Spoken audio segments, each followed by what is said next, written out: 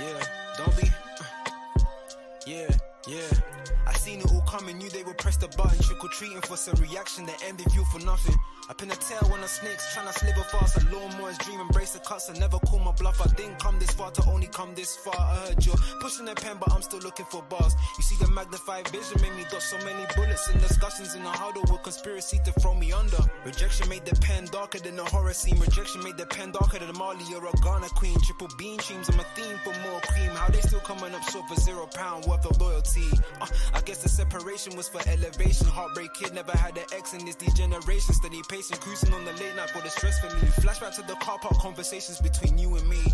I always kept that far and never shied away. Like Sinatra till the day I die, I do it my way. Shifted the focus back on self, now niggas looking sideways. Never been attacking me through people I loved and I rate. But this is the price that I paid. My top left, been the ice age. Naps don't fix this type of tired anymore. So I'ma try and have some fun and live it up. Who got the shots? Hand me down that Jaeger over there. Wait, it's a celebration over here. It's a celebration. Whoa. Hand me down that Jaeger over there. It's a celebration over here. It's a celebration over here. Everything I thought was drowning me and thought just taught me how to swim. So I facilitate the growth to bless your ear right from this gift. All I see is Jones moving like Khaled. Hella features, Jigaboo faking the fun. What they still envy from the bleachers. Nowadays I feel like Chris, the grass ain't greener on the other side. Greener pastures turn to bizarre rise like the Pharisee side. I guess hustlers don't complain, we just figure it out. The things we tolerate for worth got me in doubt like.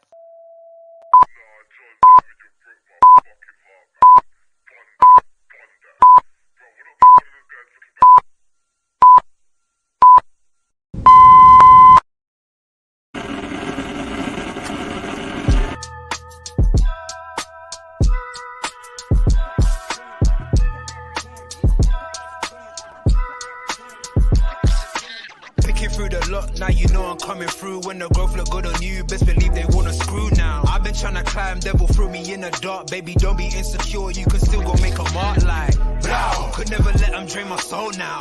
Blow. Table turning like doorknobs, wow. Blow. I think I'm about to set sail. I'm a walking, living legend, walking with my chest out. Life keep dealing me cards, I keep fitting in love.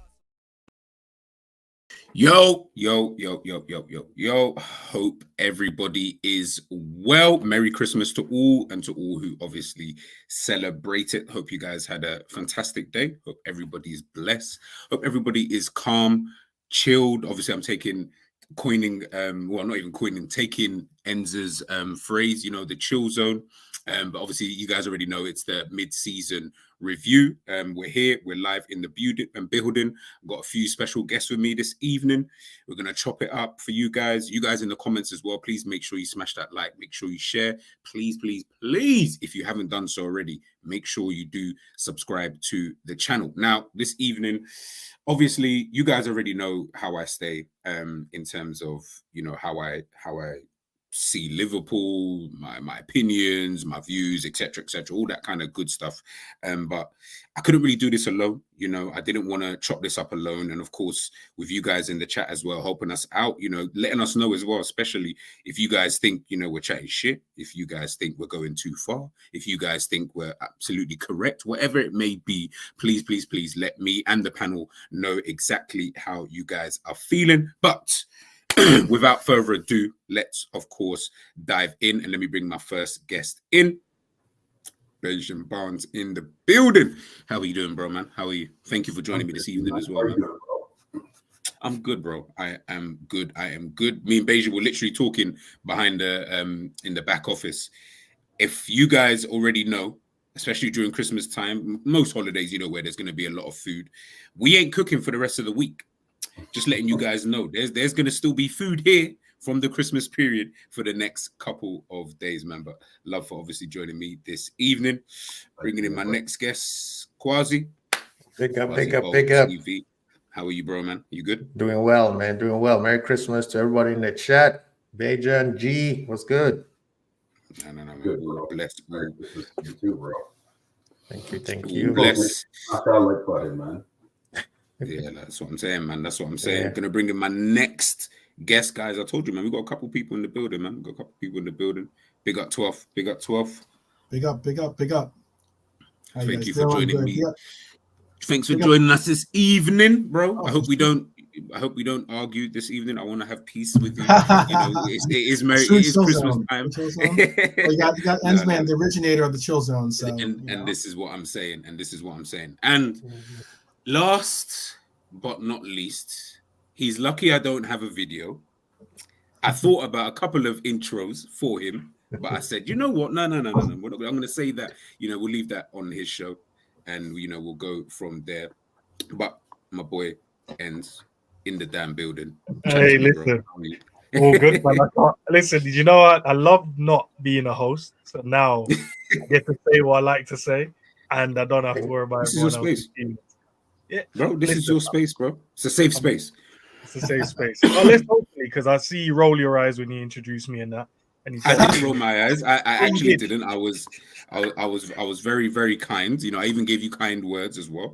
G, you got to do this all over again, man. This is Hollywood we're talking about. You got to the titles that you have. That's what he's talking about. You roll his eyes on it. The guy have to bring all his titles in. Otherwise, the guy will leave. I promise you. Halfway down the show, he's just gonna take his point. You he did the whole look to the ceiling for the ancestors and that, and then he said my name. Bro, like I said, there's always a fly on my wall, so I'm just making sure the fly stays over there and doesn't disrupt me, whilst we're streaming, man. But guys, big up everybody, of course, in the chat as well, man. Please make sure as well, if you haven't done so already, I'm going to put all of their links in the chat and obviously at the end as well for you guys to make sure you're going over to every single channel that is on here this evening and you're subscribing to them. I don't care if you have subscribed to them already. Guess what? You got 2 phones, you got a laptop, you got a tablet, you got your mum's phone, you got your mum's tablet. Make sure you go over there and subscribe to everybody's channel, please.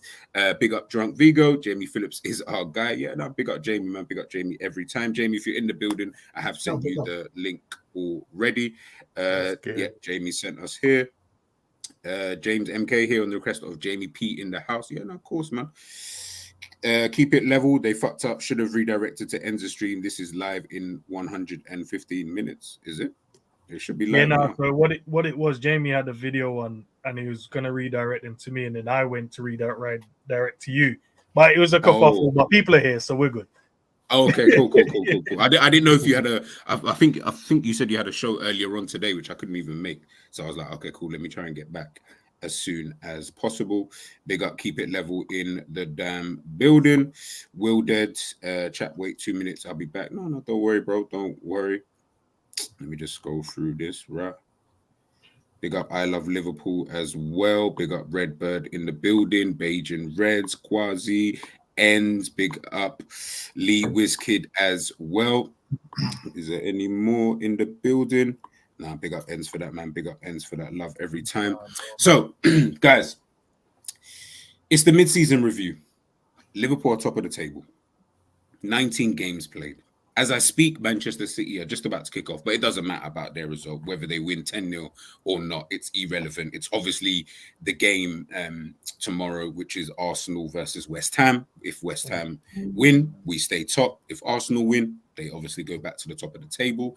We're through to the next round of the Europa League. We're through to the semi-finals of the Carabao Cup, and we've got the FA Cup to come in, I think it's 2 weeks' time. Chat to me just in a general kind of overview before we touch on a few things. Generally, and I'll go to you, Bajan, first. How have you looked at this season so far? My prediction for Liverpool this beginning of the season was 4th. So to see where we are coming up to the end of December, well, we got to say the end of the year now because we don't play again until New Year's Day. So to be sitting at the top of the league, Arsenal's got a game in hand, obviously, on us. It's very, I like what I'm seeing, to be honest. We still, in my opinion, haven't played to our absolute best. But we're doing what we need to do to win games. And that's the important thing. Yeah. That's what you do when you're going to become a champion or you be a title contender. You're going to scrap out games even if you're not playing to your absolute best. And I mean, we all can agree we've only seen a handful of games this year that we've absolutely played bananas. We played really, really good. But a lot of them we didn't play well, but we got the wins. But what I would like to see is to stop with all the draws. Now, in saying that, VAR hasn't helped, PGMOL and the refs haven't helped because they be on an agenda. But I'm sure we will chop up that at some point in time during this streak. But yeah, I'm pleasantly surprised where we are, and I'm happy. I can't be overcritical right now, to be honest. No, that sounds like an honest assessment. Quasi, man, over to yourself, man. How have you looked at this season so far? I'm actually impressed with where we are right now. At the beginning of the season, I was at the less challenged thing. Of course, I'm Liverpool, so I always say we're going to win the league. So that's why I started off. I said we're going to win the league. But one thing that I started learning actually starting this summer was looking everything through the eyes of the manager. What does the manager, especially when he came out with that Trust Us interview. So I said, okay, let's see how the manager wants to build the team. And I understood the mission, which was it's Klopp 2.0 year one, right? So it doesn't matter what happened 2-3 years ago. This is year one of a whole brand new team that he is building. And we all been asking him to rebuild this team. So I am very impressed where he's at. I wanted him to challenge more with City and, of course, Arsenal. And he's doing that. There is a lot of frustrations. Yes, I'm the first one to admit to that. There's a few things that I feel like we still haven't figured it out yet. Even though it's year one of Project 2.0, he's been here 8 years and he still haven't figured it out. And that's how to break down a pragmatic team. The draws are killing me. 6 draws already, and that's basically 4 losses. So moving forward, if we can fix that part out, I think we could blow the league away if we could fix that final third, because fixing that final third means no more draws. Yeah. No, I feel you, man. Ends, chat to me, bro. How are you looking at this season? Obviously, I know I think I was on your show with Savage at the beginning of the season when you did the predictions, and you both predicted Liverpool to win the Premier League, and right now you're the only ones, who look like you're the oracle at this point, this moment in time, man. But in a general sense, man, how have you looked at this season, just in general, man? Like, in general, when we did it, it was just more around us. It was more around I can't expect us to play any worse than what we did. And then looking at the last 15 games of last season, I was like, okay, so it wasn't if we put our heads together, we find a new formation with better players, we can find a solution. So I was looking at the last 15 games going, bro, we was cooking up most teams. Arsenal came to Anfield. Obviously, they played well in the first 20 minutes, and we just battered them for the rest of the game. The way we played against Man City as well, when we was at our worst, I'm like, if we can play like this at our worst and win a game, what can we do? Then I looked obviously at the time, got a few signings in, and I'm like, so we got some more legs, a bit of creativity in the team. I'm listening to all the players. They're all like, no, there's something around the camp at the moment. Listen to the manager, there's something. And I'm like, I can feel it as well, man. I don't think we was going to set the world alight in terms of the way we're going to play, but I knew we're going to get that resilience back. We're going to get that determination to win games of football again. And yes, what Cos said about the low block stuff. It's always been our Achilles heel, man. And it's not been, even when we had a better team, we still struggled against, the low block teams. And then me and Savage obviously chopped it up in the background. It was just like, nah, man, we've got some good players. If Virgil can get back to his best, if Joe Gomez can play better, if we can, the defense as a unit, Robbo can get, Trent, gets that resurgent in himself again. And I'm seeing this man coming into preseason with a new trim, chest out, walking around like the big. I'm like, okay, so you might not on it this season. So I'm looking at the auras of all the players. I know last season we cooked Virgil by his aura and that, but I'm looking at all the auras and everyone's like, yeah, I'm on it.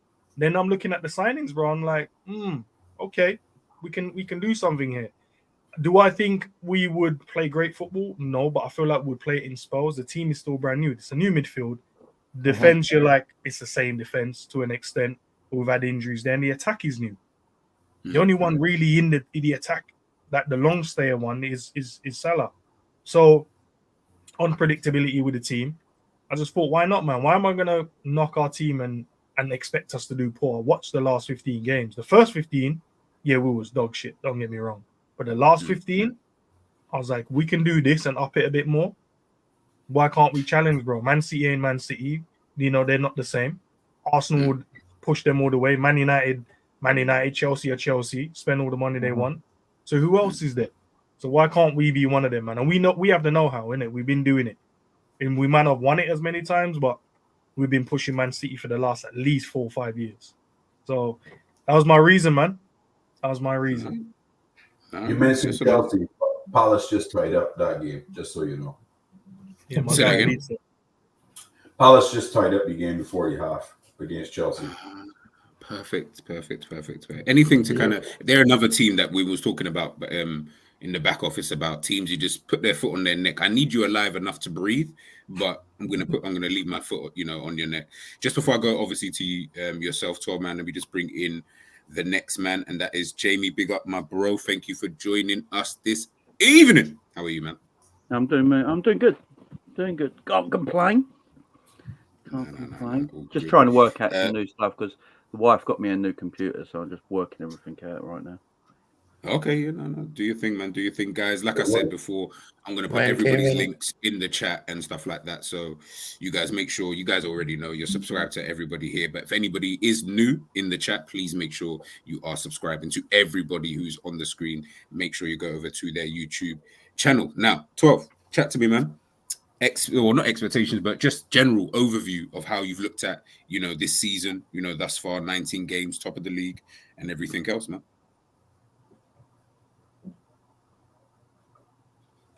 Well, being one of the few that have said Europa quad, I would say that I had high expectations for this team. But I still think that the fact that we are still competing in all competitions is healthy. The fact that I'm saying top of the league to all of the panel and top of the league to all of the chat is a major accomplishment, and it's something that I'm hoping we can continue to build off of. I know that this team has what Quasi mentioned, which was the trust, not only in their coach, but they have the trust in each other. And it's something that Klopp mentioned in that preseason interview, which is like, I really was willing to trust him. We've trusted him before. He's asked us to trust him before, and we saw what he brought us. I was willing to say, I know people say that oh, well, you shouldn't have the bank, the savings in the bank or whatever, however you reference it, right? I thought that this coach deserved it because I really did trust him. I knew that this was going to be a new reliance and a new exposure, basically, to a new face of a team. And I was always very high on this team coming in because I knew that we had components that really mattered. We see what that affected City, for instance, and I believe that we're in a league that City saw, or the 115, however you want to call them. They ended up seeing some of their players that were influential in what made City leave. We still had a lot of those components, despite the fact of Henderson leaving and Fabinho leaving. It was their time, and the components that we replaced them with were exceptional components that were young, that were going to bring the legs, were going to bring the energy, and show the same type of commitment that you expect from not only professionals, but people that believe and buy into what the coach is preaching. You see what's happening in United, for instance. We don't want that in this club. So it's something that I really, really was high on, and that's why I've always thought that this season's been a learning experience for it as well. We're going to see the ups and downs, but the fact that we're fighting, and the fact that we're not only fighting, but we're getting results, whether it's 10 men, 9 men, whether it's like we're fighting not only 12 men, like some other, like 12 men on other stadiums, but 13th man in the draft, 14th man in the bar, we're still battling. And that's something that you can't say is commonplace. So that's why I'm really, really high on this team. And I think that we've done well. We're in all competitions, so I'm happy. No. I feel you, man. Jamie, over to yourself. So yeah, just as the title says there at the bottom, a general overview of how you've looked at, this season before we obviously dive into some topics and stuff like that, man. Take it away. Yeah, I mean, there's not too much to moan or complain about. I mean, I would say Liverpool are 12 months ahead of schedule. I don't think anyone expects us to be where we are now. I was told Arsenal were the new Barcelona last year, so I thought they'd be running away with the Premier League by now. We're doing what we are 12 months ahead of schedule, and the reason I think we're ahead of schedule is because the league is shit. Personally, I don't think the Premier League's that great. In fact, I don't think any of Europe is that great. I don't think football is as good as it used to be a few years ago, generally. I don't think players today are as good as players 10 years ago, in my opinion. Alan Shearer would score 50 goals a season in the way football is now. It's just... You think so? Yeah, the football's not as good as it used to be. Also, this season, teams have stepped up as well, like your Villas, they've stepped up.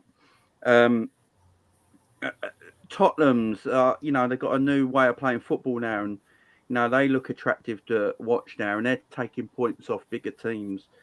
Chelsea are just the laughing stock of Europe. Teams are starting to take points off other teams. And the other factor in all this is Manchester City. This is where I think the whole factor is. Teams are no longer scared of Manchester City. And this is a major factor. I got sick and tired for watching every Man City game for the last few years where people just turn up knowing we're going to get beat. Let's just not get a cricket score and just sit back and just try and get a 3-0 loss. Now teams are like, you know what? Let's actually have a go. Let's actually have a go because City are not as good as they were. And yeah, I think that is what's happening here. The league's not as good. Teams are not as scared of City anymore. And Liverpool are 12 months ahead of schedule. I've always said it, next season, Liverpool are going to be even more dangerous once all these players get used to what Klopp wants to do, which takes about 12 months. No, I feel you, man. I feel you. Just quickly before I move on to the next topic I wanted to take a look at, we can really dive into a few bits and bobs. I'll give you my overview. You guys already know. You heard me all of last season. You heard the way I slated Klopp. I slated some of these players. Probably slated Klopp more than I actually slated the players, to be fair, which might even be a little bit unfair. I didn't need that. I think everyone knows. But nah, all jokes aside, look, my expectations for the season was Liverpool to finish 4th, potentially even 5th. Dependent, obviously, I thought Chelsea and Manchester United would be doing a lot better than they are, and obviously they're not. So Liverpool have exceeded my own expectations. There's obviously little nitpicks that we were obviously going to get through and little bits that we can all sit here, analyze and use every metric under the sun to be like, well, this could be better. We could do that better. So I definitely will always jump on that. But I have to give the team credit. We're top of the league, and if I look here, I think I just got a picture here. I was looking at this earlier on today. If I take this banner off. So this is last season. That's how you couldn't even see us. I had to take the banner off just so you could see us at the bottom there. We were 9th after 19 games last season. +9, 29 points. Arsenal were top with 50. We were 20 points behind Arsenal. Do you know how mad that even is, considering look at the teams who are even above us? Now, obviously, I know Brentford had a game more, but Brentford, Fulham, Brighton, Newcastle, Tottenham, heck, even Manchester United. Did you get look at Fulham? All of these teams were all ahead of us at this more or less the same point, last season. So, of course, now that we look this season and things are now looking like this, we're now top 42 points. Arsenal were only 2 points behind us. Villa further back, Tottenham, Manchester City. But look at the points difference now. We compare 42 with 29. That's crazy. That's crazy. So again, I can sit here, I can moan, I can check every stat I want to check, and trust me, Lord knows I've tried. but ultimately the team have over exceeded my own expectations, man. And I have to give them credit. I have to give Klopp credit for, would I say galvanizing? Maybe so, but I feel like then the players also are going to have to take credit for that as well, because they've had to, dig deep. At the end of the day, last season, everybody, every man and his dog was talking about Liverpool. Liverpool fans, we're talking about Liverpool. Chat to me, man. If you look at the players that are performing this season, they were the same players actually performing last season. What the difference is, you got rid of the shit in the middle. That's basically what it is. You've got rid of, you've got. It's like that film Old Yeller. You know what I mean? You took him out back and shot him. That's what it was. We got rid. We don't promote violence on this channel. Henderson can't run. Henderson can barely walk. Fabinho lied about his age. The man's 52. You got James Milner there. You got players that can't do what Klopp wanted them to do anymore. And we needed something new in there. And you like Szoboszlai. I know he's a talented footballer with a great skill set, but his best asset for Liverpool at the moment is mad. It's his running.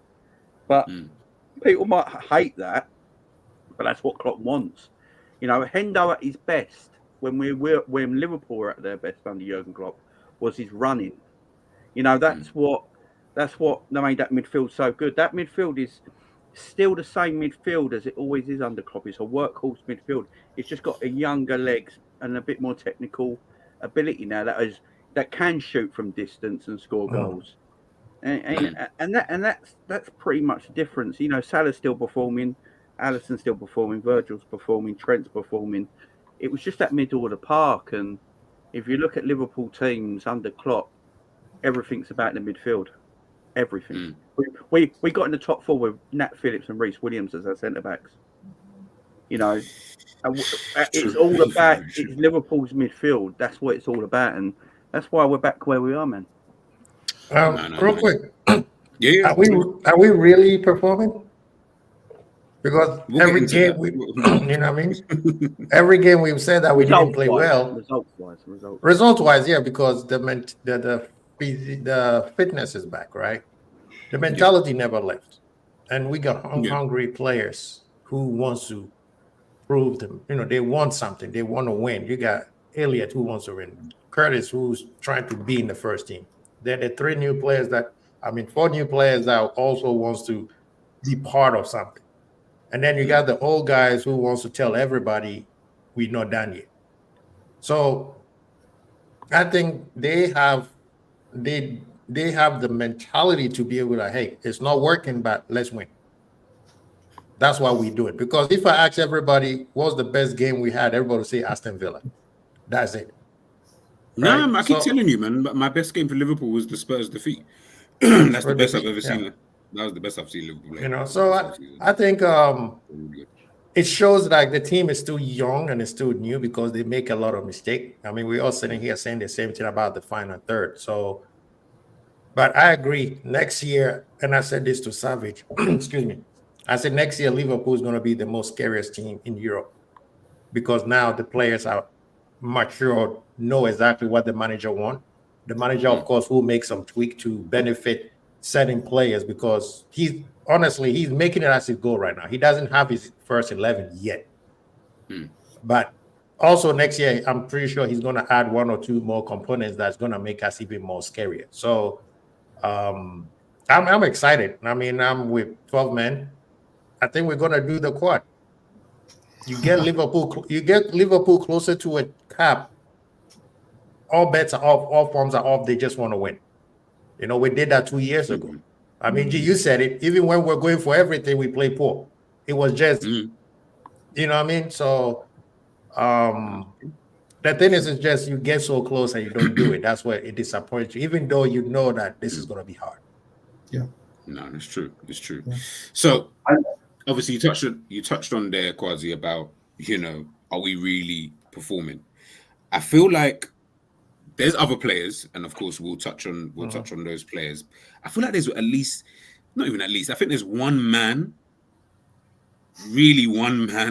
who's Thank kind you. of, you know, I doing appreciate it. you. I don't want to say on his own, because I feel like that's very disingenuous to the other players in the team, like the Van Dijks, the Kwanzas, Konate, the whole defense, and you know the midfield. But can Ali keep Hello? saving us this season in a general sense? So what I mean by that is, obviously we saw the difference when Ali was obviously out of the team for those couple of games. We had Keller in goal. We had that 4-3 game against Fulham. I think we had a Europa League game next. I believe he did keep a clean sheet in that game. And then I think obviously Ali then came back for the game after that. But we saw in that kind of one moment how vulnerable we can be, you know, in games. And that's kind of where I wanted to touch on in terms of the performances. Obviously, Ali's the goalkeeper. His job is to save goals. So if he's doing that, I'm not going to question it and be like, well, why are you saving goals? That's your job, bro. So, you know, you're doing it. But is he, alongside others, going to be, would I say, very key for us moving into the second half of the season? And has he been, would I say, our best player so far this season? I'll go to you, Bejan. I think it's a combo of two. Ali for sure. Ali's doing Ali things. Ali's been our best player he was our best player last season. This season, I think he's been our best player. He's made some phenomenal saves that he shouldn't have saved. But the other person that's key as well is Virgil van Dijk. Last season, a lot of our fan base, a lot of the opposing teams and their fan base was slating Virg. They were calling him names. They were calling him Virgil van Dijk. They were doing a whole bunch of madness. They were saying he's dropped off. He's not as good anymore. But now this season, we see Virgil is back at being the best center back in the league. Let's just be honest. Virgil last season, I think, in my opinion, was a direct result of playing all those games the season before, playing every single game he absolutely could have played in the entire season, coming off of a serious injury. And he was overworked. So clearly, last season was a direct impact on playing all those games, which he shouldn't have, because Klopp never rotated him. And his legs just wasn't up to it. Now it comes this season, Virg is back to doing Virg things. People said, oh, he's lost pace. We've seen he didn't lose pace because Virg is back on the boil. He's back. People can't run past him. People can't dribble past him again. That stat that people said that people couldn't get past Virgil van Dijk. So I think it is a combination of Alisson and Virgil. And I'm going to make a comment right now that people may not like. But I also think the leadership change in getting Henderson out of the club and Virgil van Dijk taking the leadership reins over in this club has made a big difference in this club. I have a funny feeling that last season, a fair amount of the players tuned Henderson out because he was barking at a lot of people. He barked at Ali. We remember that game he was barking at Ali, and that's the one man you should have never been barking at to begin with. But also, Jamie made point of it. He had no legs anymore, so he couldn't do anything. So he was trying to slate guys and telling them, oh, you need to do this, and you knew that, but you couldn't do it yourself. So you couldn't set an example on the pitch and doing what you needed to do to help our midfield. Because Jamie said it perfectly. Our midfield was absolutely the problem last year. It was 100% the problem. Nothing else was the problem other than the midfield. The midfield let everyone through, and then our defense got completely opened up. So for me, Ali and Virgil van Dijk, to me, is the two key components. And then everyone else is just fitting in along that. But Virgil's voice and leadership, and people question it, to me, has been immense this season. My opinion. No, listen, man. Quasi, top that. I don't want to put it on the leadership of Henderson, because if you go back to the leadership of Henderson, it wasn't just Henderson, it was him and Milner. And those two have split it. And from what it was said, during training, Milner is the one doing the barking. During the game, Henderson is the one doing the barking, and Milner is the diplomatic one, kind of calming people down. And when he gets the captain, you see him barking. The whole season last year was horrible, from ownership to the last player. it looked like it wasn't we weren't prepared. We went for a long season and we came back and we weren't ready for that for the rest for the following season.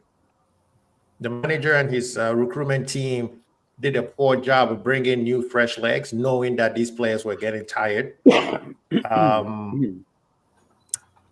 When things are not going well, everybody's frustrated. Even your best friend, you don't even want to talk to him, right? Just like you said, why are you barking at Ali? But when frustration hit, it doesn't matter who you're barking at. You bark at anybody because you're just so frustrated. But this season, I think the reason why I like the fact that G brought Ali, it's not nothing to do with what he does on the field. If people remember, after our first home game, he's the first person who came out and shut the whole fan noise from the fan base, not from the rival, from our own fan base when he said, "We are a team, stop speaking for us." That was the beginning of the whole new relationship. Yes, Virgil and our boy Trent, you could see the difference in their maturity, even Virgil, because I was not I didn't want Virgil to be a captain because I felt like he's too lackadaisy, too casual most of the time. But sometimes leadership changes people. Trent, when he has the captain band, you can see his leadership, his maturity, where he doesn't do that casual stuff that he used to do even previous seasons when we were winning. Just before you continue, sorry, would any of you here on the panel, would you have taken Ali as the vice captain over Trent before the season had started? No, I would. I would keep anywhere near it. Okay.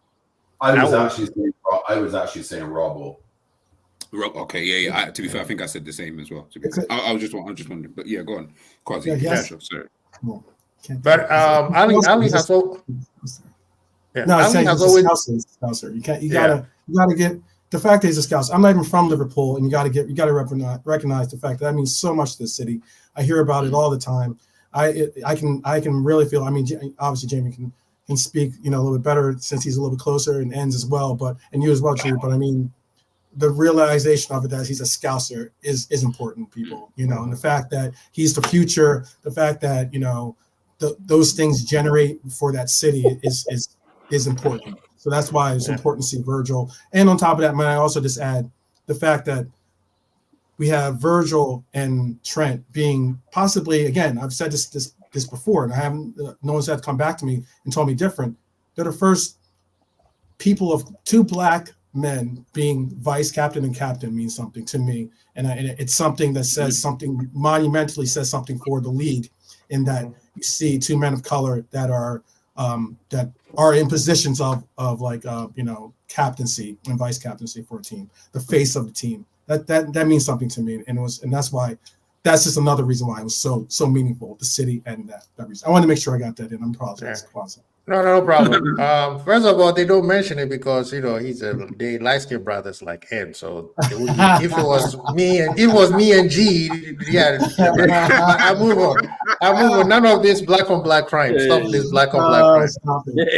Do you know what? I thought we was being nice tonight. All right, cool. Wow. I was trying to be nice. I was trying to be chill. None of this black on black crime. Why are people fighting each other, man? These are Liverpool fandom. You don't want me. You rather me just sit here and be quiet, bro. But it's fine. I'll let you finish.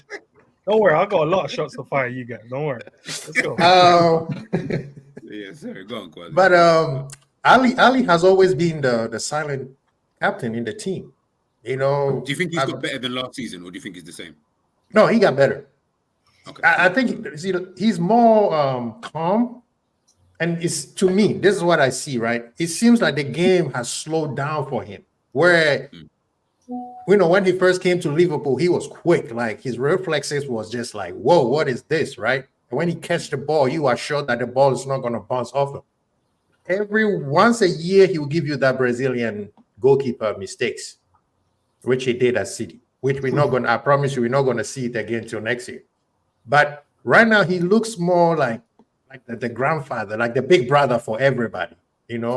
Virgil consult him, when he has to talk to like you could see that dynamics of their relationship. And I think I always tell people, go back to when Virgil and Ali and Klopp went to the FIFA Ballon d'Or ceremony. Watch that documentary, and you will understand the relationship between Virgil, Klopp, and Alisson. Because it's like the dad and his two sons, right? That's the relationship he has with these guys.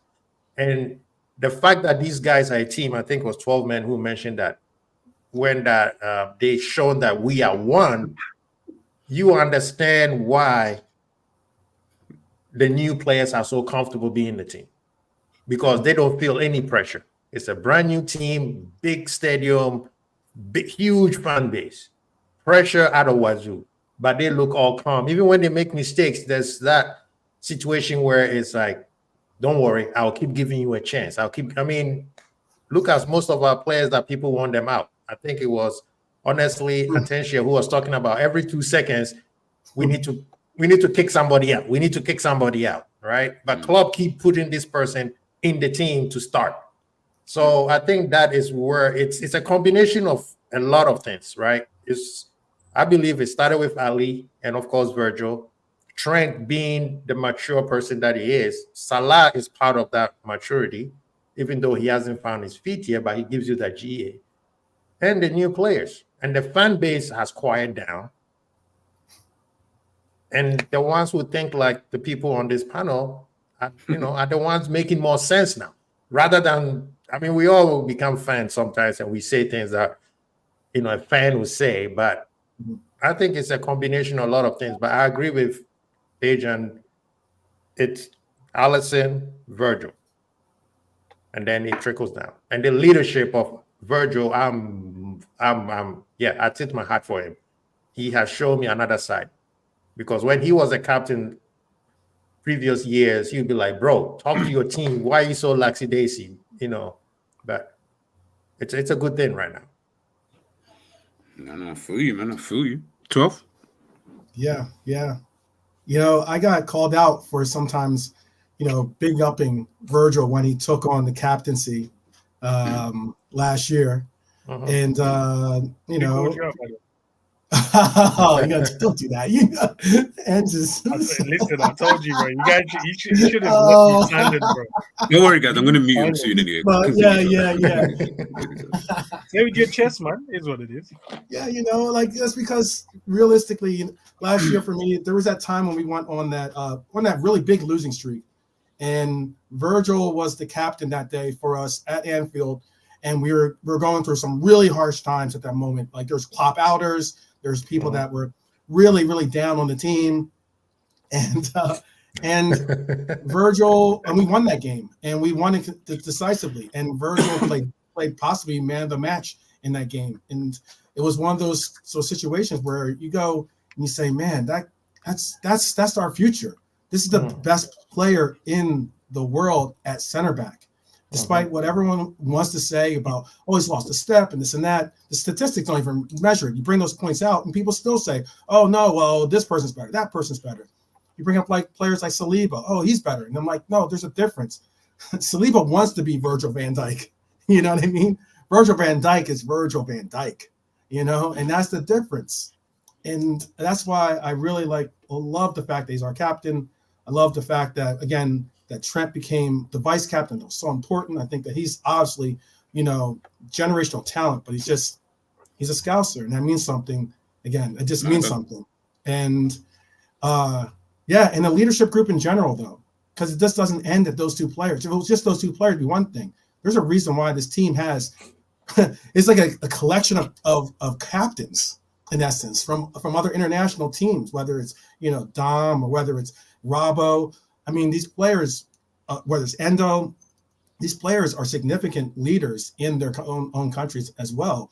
So this team is special, and it does start. Ali is just an amazing person. Mo's an amazing person, as in what they offer in leadership for this club, and it generates and creates something different in the locker room. If you're willing to go to battle with each other as brothers, you're going to really bring about a different element on the pitch. It's what we see in this club, and not every club can say that. That's why I say there are exceptional clubs out there that get it, that understand with it, battle through the adversities and make it through the different things. and you see production. It's the reason why I agree. I think that our midfield, everyone was saying about our midfield, and they're still finding their way, but our midfield's scoring. Our midfield's gotten us through games. Our midfield's gotten us through situations that we would have never relied on our midfield from before. So it's a really promising note to have that. And it all starts with Ali being best in the world too, as well. Holding it down in goal, that having that spine, as they call it, spine of a team, it matters. And that's what this team offers. Ends. Top that, mate. No, I just don't like the way you rate it. Alisson's not the only guy in the team. Yeah. Just saying, innit? Is it my show or is it yours? I'm giving my opinion on the way you rate it, and that's. Then please, just on the question. No, I think it's a guilty conscience. It's how they rated my goalie a couple of days ago. But Just for you, we'll take it off. Please continue. Thank you. Last season, yeah, if it wasn't for him, yeah, first start that season we might have been in relegation. After that, though, I think as a whole, everyone stepped up. The whole team stepped up, man. It wasn't just him. The back line stepped up. The midfielders stepped up. Regardless if you thought they lost legs or not, they stepped up. And even the strikers stepped up as well, man. We started playing like a team. Football might not have been great at times, but we still stepped up as a team. But without a shadow of a doubt, man, that first 16, 17 games without Alisson in goal, there was moments, man, when we had no right to be in the game, and he saved us. He gave us draws. He stopped us from losing. He even gave us wins as well. I wouldn't say not so much this season. I feel like the team overall has played really well this season. Obviously, Virgil is back to his normal. And I feel like, Alisson's just doing his normal stuff, man. Half the games, Man United was bored, Arsenal was bored, and who did we play the other day? Burnley. He was bored as well, man. He's had one shot on target in 3 games. Like where he's like, I've got to do something about this. You know why? Like, come and make himself big to save it. Arsenal chances, it's normal, just catching the ball and whatever. And then Burnley, they had no shots on target. So, yeah man, I feel like the team has stepped up, man, and thank goodness we got this man in goal, to be fair. But to Kwazi's point, man, sometimes you have to do stuff in the game and not just be bored doing outside of the foot passes. You might get a higher rating. JB, chat to me, man. Ali, the defense, can they kind of keep this going in terms of their form that we've seen this season? Because I feel like, and this is to everybody really, but I'll start with Jamie here. I feel like at the beginning of the season, obviously we all done transfer rumors, windows, players that we wanted, players that we were potentially linked to. We all linked with every man and his dog. It was crazy, in the summer just gone. And I think that one of the areas that we all looked at, regardless of what's happening now, is obviously the centre-back position, left-back potentially. Do we need another right-back? Like, that's basically an entire defence. Ali was the only one where we were like, we don't need no one else for that.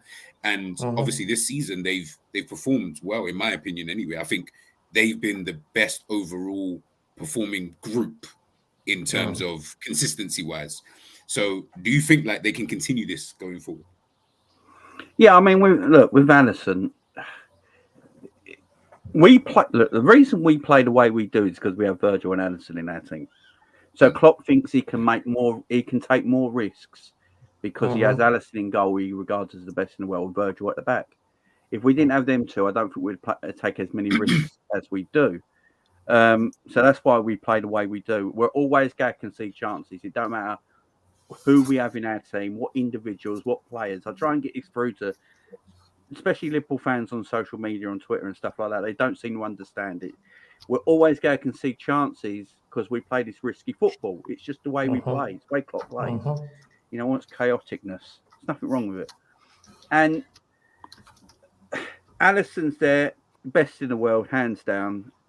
Virgil, you look at centre backs around the world at the moment. I don't think many come better than Virgil and Saliba in the world at the moment, in my opinion.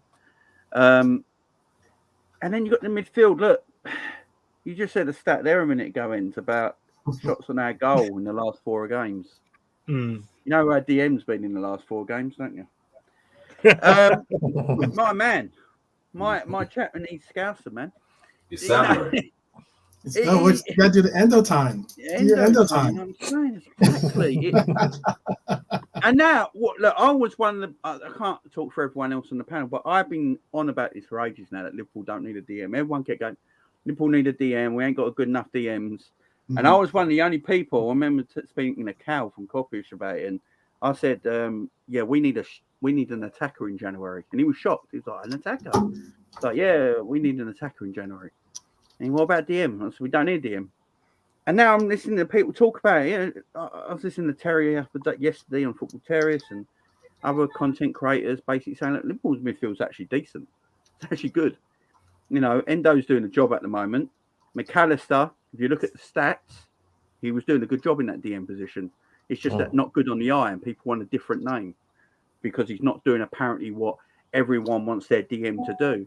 But if you listen to the manager, Klopp keeps going on about it time after time. He wants a progressive number 6 with the ball. That's what he wants. So when people keep going about Ugarte and stuff like that, that's not what Klopp wants. Listen to the man. You know, he can't keep telling you. And that's what Endo does. And he gives us more balance in that midfield. And, you know, I actually think he's going to be a bigger miss than Mo Salah when they're away, in my opinion. And it comes down to that. There's more, you know, Szoboszlai's running is so underrated. You know, I don't think he's been good personally at times. I think he's better when Salah doesn't play because he gets into Salah's positions and he can't play in them areas. I like this comment. But his running is unreal. He takes fullbacks away, takes other midfielders away, opens up space. It's unbelievable what he does for 90 minutes. Curtis Jones is the most disrespected player we have in our football club. It's mad. I don't get why people have an issue with Curtis Jones all the time. What does he do?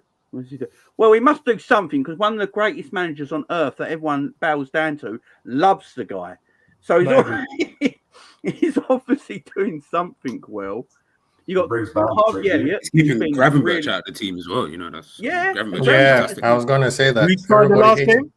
Who started the last game again? Continue, Jamie. Gravenberch has been our weakest midfield signing this season so far. But that's because he hasn't played a lot of football in a 12-month period.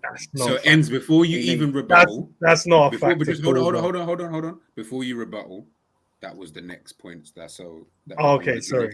Hold it over there. Have our signings impressed? So of course, you guys already know. We signed Endo, we signed Szoboszlai, we signed McAllister first, and then we've got in Gravenberch as well. So that's 4 midfielders. We signed nobody else. Of course, that's the area that everybody looked at before the season had started and said, this is the area that Liverpool need to address ASAP above everything else. Clearly, because we didn't sign anybody else. So clearly that was the area that, of course, Klopp said he needed to, you know, address ASAP.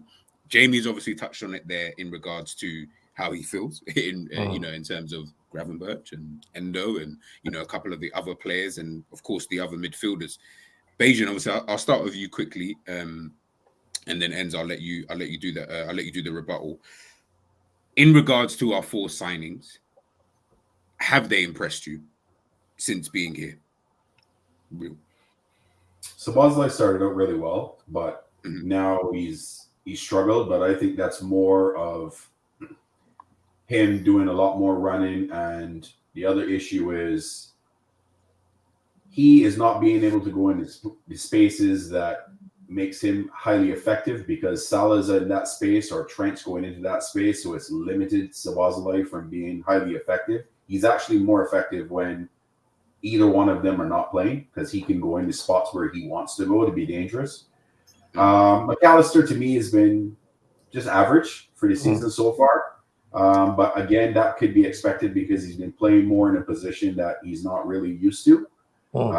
Season. Endo, to me, out of all of them, has been the most impressive over the last few games. A lot of people slated Endo. No one really knew about him.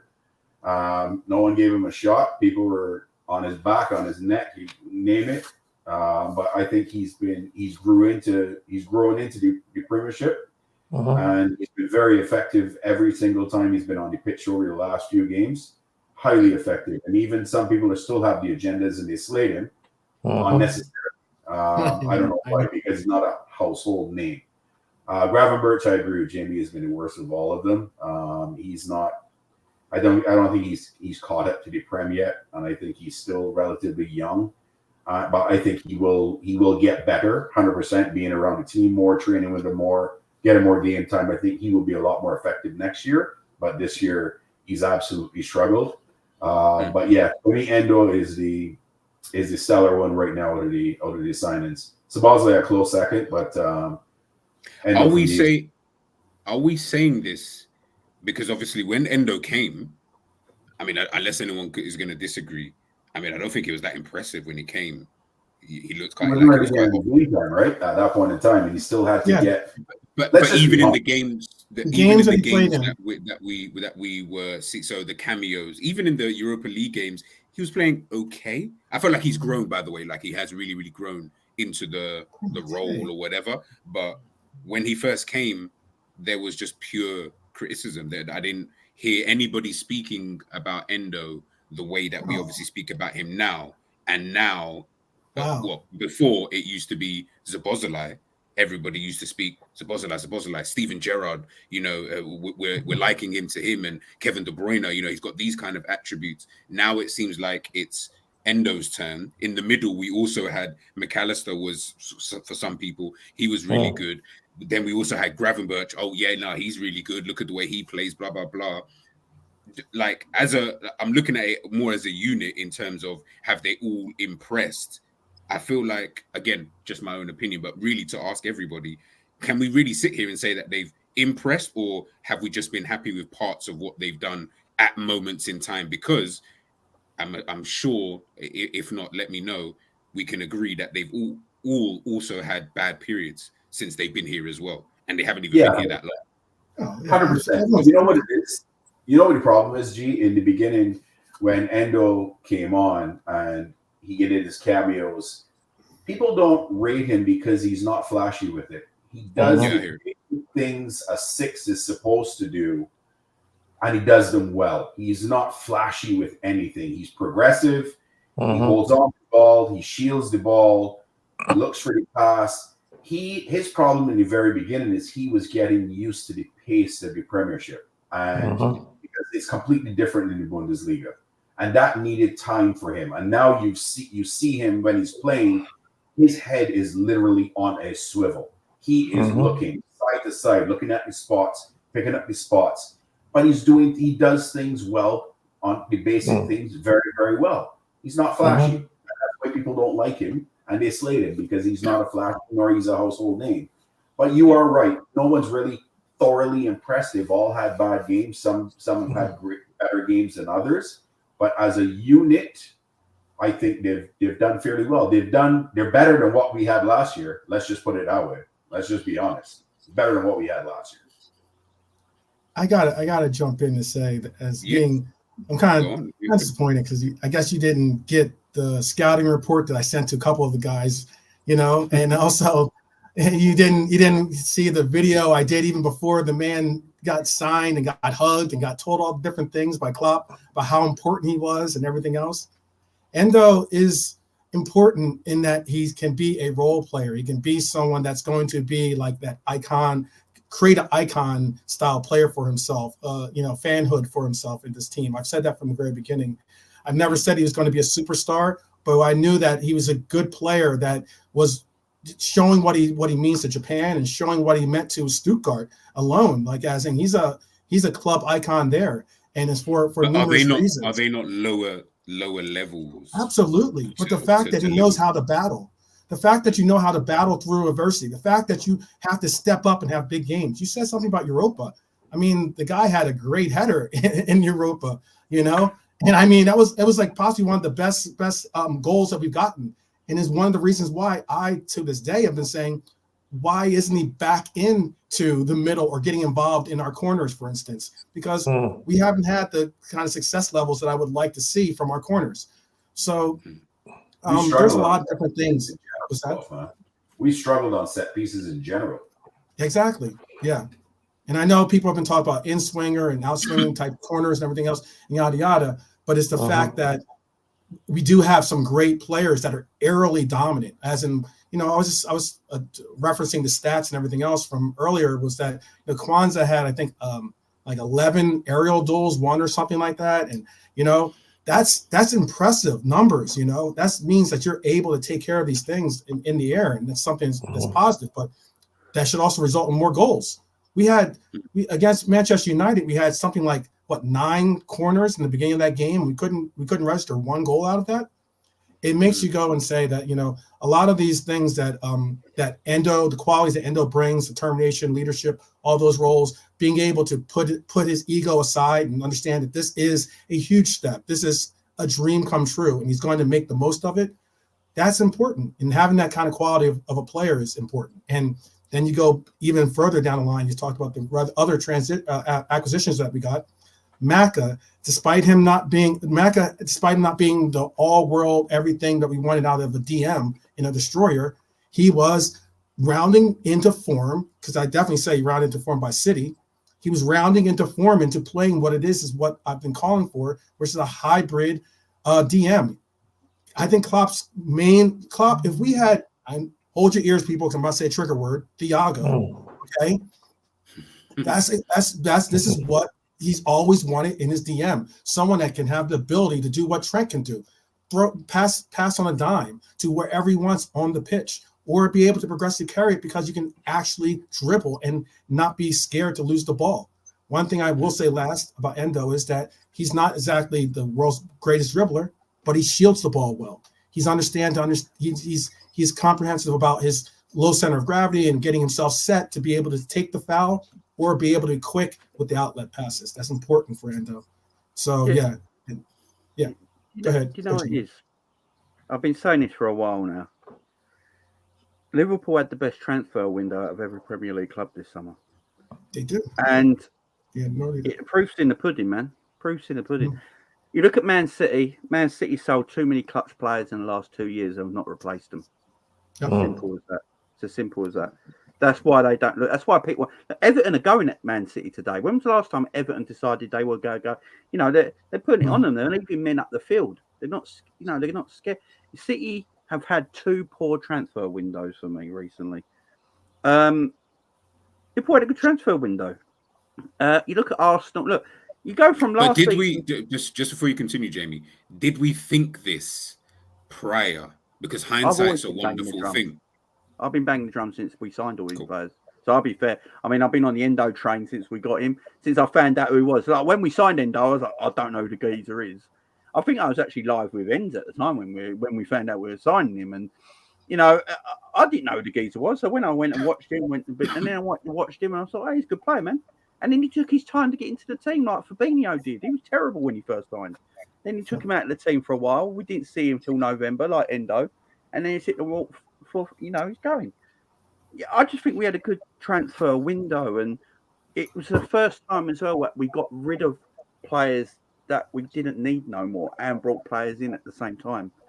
Instead of keeping the old and bringing in new when we didn't need them in our team no more. And we had a good transfer window. You look at Arsenal and Liverpool last season, the points gap was massive.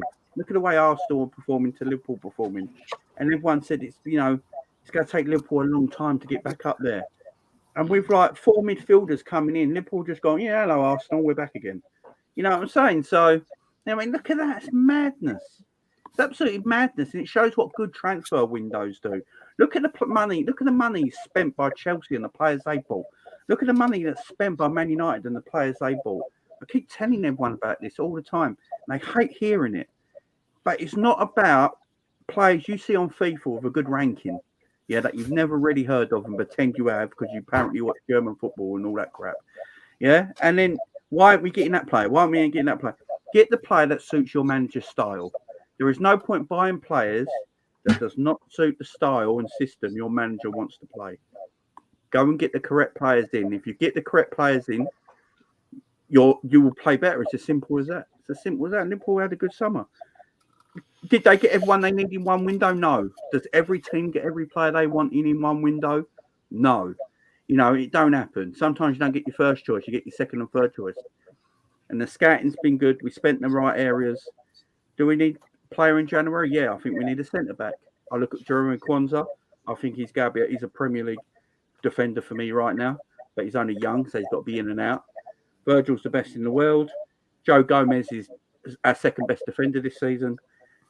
Konate's doing bits when he's in.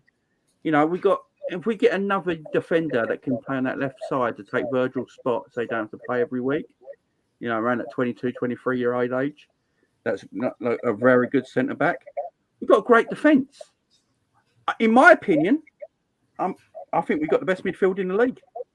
And the reason I say that is if you look at every player we've got in our midfield and look at Man City's, when Rodri don't play, Man City don't even draw a game. They lose every game when Rodri don't play. Liverpool apparently haven't got a DM, but somehow sit top in the Premier League. If you look at the combination of midfielders that Liverpool have got, it doesn't get much better. Arsenal probably up there as well. But then if you take Arsenal and some of Arsenal's midfielders away, they're starting players, Liverpool, I think there's not a lot in it. Don't think there's a lot in it. And yeah, people might not like hearing it, but it's just facts. Let's face it. No, sorry, I was laughing at this because it wasn't even. I was just trying to think. Like I was genuinely trying to think. But is it a wild take? The thing is, it's actually not. Like when you think about it, it's not even wild. Like, but I was trying to think of who else has got midfields that I like. It's only really Arsenal. I feel you're right about the City one. Maybe, but then again, I don't know. You know what? It moves on to my next point, which I'm going to do in a bit. Ends, please. I want to hear your rebuttal to what you mentioned before. What Jamie mentioned before. You know what it is? I hate doing the stat thing, bro, but I had to go and compare all the midfielders that we bought. And I still don't understand where you guys are getting this take that Gravenberch ain't been good enough. I'm looking at the midfielders. Apart from No. Who's all of you man sitting here is chatting rubbish, bro. So let's just look at some stats. So the guy that you're saying should start over and create 2 chances this season, Wataru has created more chances than Jones. Jones brings more balance to the team, though. Yeah, exactly. I don't need stats. But we need goals to win a game of football as well. But you forget Gravenberch. Can every midfielder do this, though? Okay, he said balance. Okay, he said balance. Let's go and look at the stats that you're saying we need balance for. Jules contested. Gravenberch has 1 more Jules contested. Progressive passing. Gravenberch has more progressive passes than Jones. Are these stats just against Jones, by the way? No, it's all of them. I've compared McAllister, Wataru, Szoboszlai, Jones. Szoboszlai's stats are ridiculous, by the way. Yeah, he's been by far the best. I'm looking at it. They're dumb. We get talking about the guys that keep getting rotated. Yeah, there's no conversation when it comes to Gravenberch. Listen, I'm not saying that what you're saying is wrong. I'm not going to say it's right. No, the stats are there. Go and check it. Hold on. Did you say the facts are there, or did you say the stats are there? Those are 2 different things. The stats and the facts are there, innit? So if you want to, but the stats and the facts aren't always. You know what my opinion is? My opinion is I feel like us as a fan base flip-flop too much, and this is what we do. It was Jones at the start of the season. Man said he wasn't good enough. Then it was Wataru. We need a 6, and we need to get another one. Then Robbo got injured, and Simicast is not that great. We need a new left back. Go and buy one. Then it changed from him to Diaz. Then Diaz, it went away for a bit because Jones came in and kept the ball really well in some games, and then we hear the word balance. Then now it's Gravenberch because he had a poor game against Arsenal when he got subbed on after coming back from an injury. So apart from the Arsenal, can I just ask the panel, tell me the other games that Gravenberch have been poor this season. Brighton. And I'll go back and watch. I'll personally go back and watch the game. Brighton. He missed the goal. He just missed the chance. He just missed the goal. Yeah, but he wasn't great at Brighton either. And then the goal just took it over. He was killing the midfield in that game. You can't choose that one. Yeah. No. Okay. Can I jump in or Ends is still going? Go ahead, Quasi. Thank you so much. Now, mind you, guys, before we start, I ain't slating Gravenberch. I'm saying that Gravenberch has not been the best. I don't always look at stats. I look at eye test as well, the things that he's doing on the pitch. Curtis does a lot of things on the pitch that don't show up on the stat board. Curtis holds the ball. Curtis makes our midfield more balanced. Curtis protects the ball and not loses it. If you look at Gravenberch stats, if you want to look at stats, possessions lost, it is huge for him. Because he's more progressive, that's why he's got more progressive pass. And then it So also puts the other team on the front foot. Do you agree or no? Yeah, but if you're a progressive footballer, you're going to create more, which means you're going to lose the ball more. If you're a ball retainer, which is Jones, you're going to lose So I expect Jones to have higher passing accuracy because he doesn't do the progressive passing. He more does the ball retention thing. Keeps it simple, side to side, maybe back, maybe one little penetrative pass that here or there, but they're completely two different players. If I want to go and win a game of football, I'll play Gravenberch. If I want to keep the control of the game, then I'll play Curtis. And that's what we tried to do against Arsenal. We tried to do the retain, keep the possession, and then he was like, "I want to go and win the game, so I'll bring on my progressive player." Or Klopp, it didn't work out on the day. Gravenberch, he wasn't great at all. So you have to take that one. But to say that he hasn't had since he's been here, he hasn't been a good player. This is what I'm saying. As soon as I see the agendas getting thrown in, I know what everyone's conversation will be.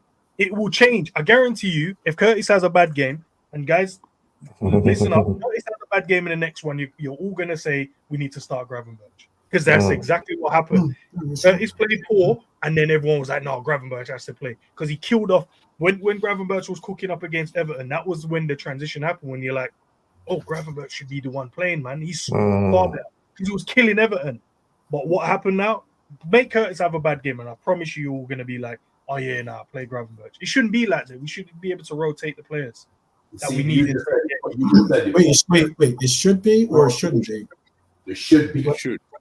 Rotation. And you just said a valid point there. How about just competition? There's not many positions on the pitch that you have competition for. No one's saying that Salah has competition at right wing. Maybe no one's saying we have competition at right back or inverted right back, if you want to call it that. No one's saying that we necessarily have a competition at goalkeeper. No one's saying we have a competition at left center back. But there are some positions that and it just so happens to be Curtis Jones and Ryan Gravenberch are in a competition for that position, and that's a position that some of us would like to see Maka play. So realistically, there's a competition. It's iron sharpens iron. A healthy competition. It's good. I think I've said it for a while now myself that, in my opinion, Gravenberch will be Liverpool's pound for pound best signing in this new midfield rebuild because of his price tag and his ability.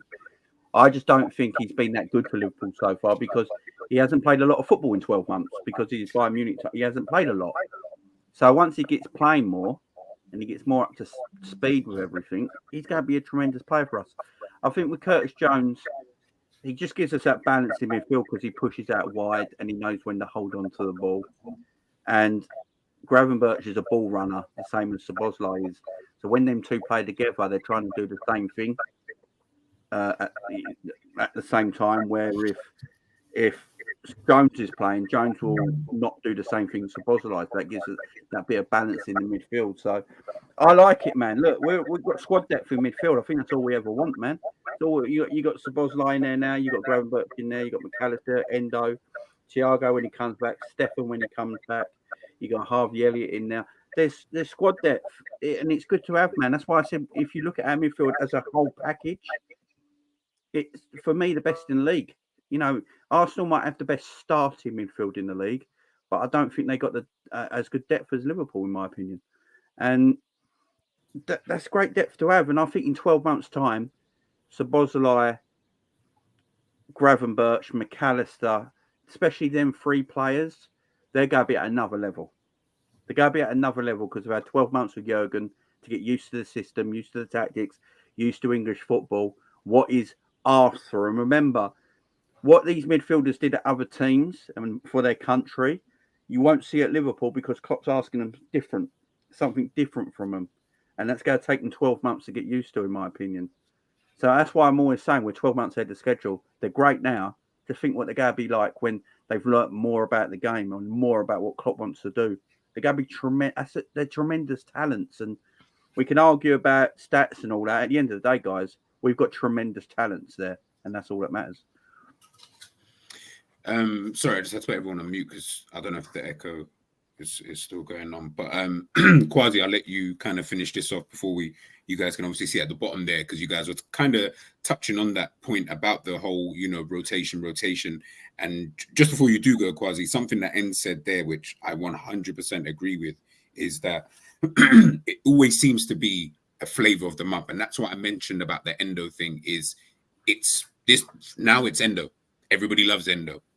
12th, I know you did the video and I know you got the stats and everything, so I'll give you the props in that kind of sense. But in terms of the general outlook of this player, it's Endo now. Like I said, it was Gravenberch before when he was only playing like little cameos and Europa League games.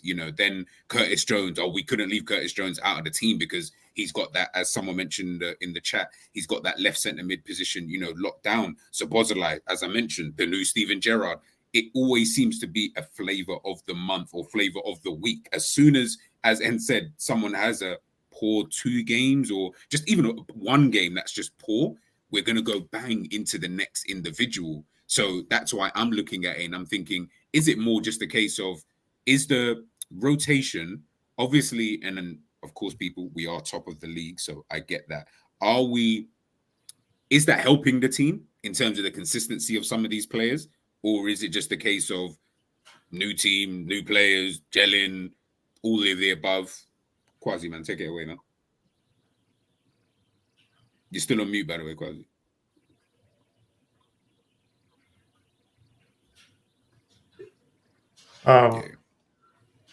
I think, first of all, it's people are stuck in the past. And then, like I said, my first thing when you ask the first question, my thing is looking things through the eyes of the manager. What does the manager want? What are the instructions the manager is giving to the players? So a lot of times when I'm criticizing the manager or whatever, I'm saying, hey, Szoboszlai is running way too much without the ball. You need to change that instructions for him to at least have the ball in the final third part of the game so that he could use his skills to do something, i.e. West Ham game, right? The fan base are listening way too much to the rival fan base. The rival fan base are telling you, well, your midfield is not good enough. According to whom? Have you seen the numbers? Player by player, right? Everybody wants our DM to play like Rice. Why? Exactly. You see what I mean? So it's just, it's this thing that everybody, he has to be like. No, it doesn't. Klopp is changing the way he used to play, and we have to recognize. Would you have liked us to, if we signed Rice, would you have been happy with that? I'm not taking Rice, yes. Of course. He's a great player. But then you have to look at the instructions. I'm going to ask it. Yeah. Rice won't leave in London anyway, he already said that. Yeah, I know. I know. I'd rather McAllister, but hey. Yeah, you're in for that one. Yeah, go on, Quasi. Yeah. Klopp has instructions. Even if he gets Rice, he would have given him whole different instructions than what he's having at Arsenal right now. We have to look at the instructions that he's giving to Gravenberch.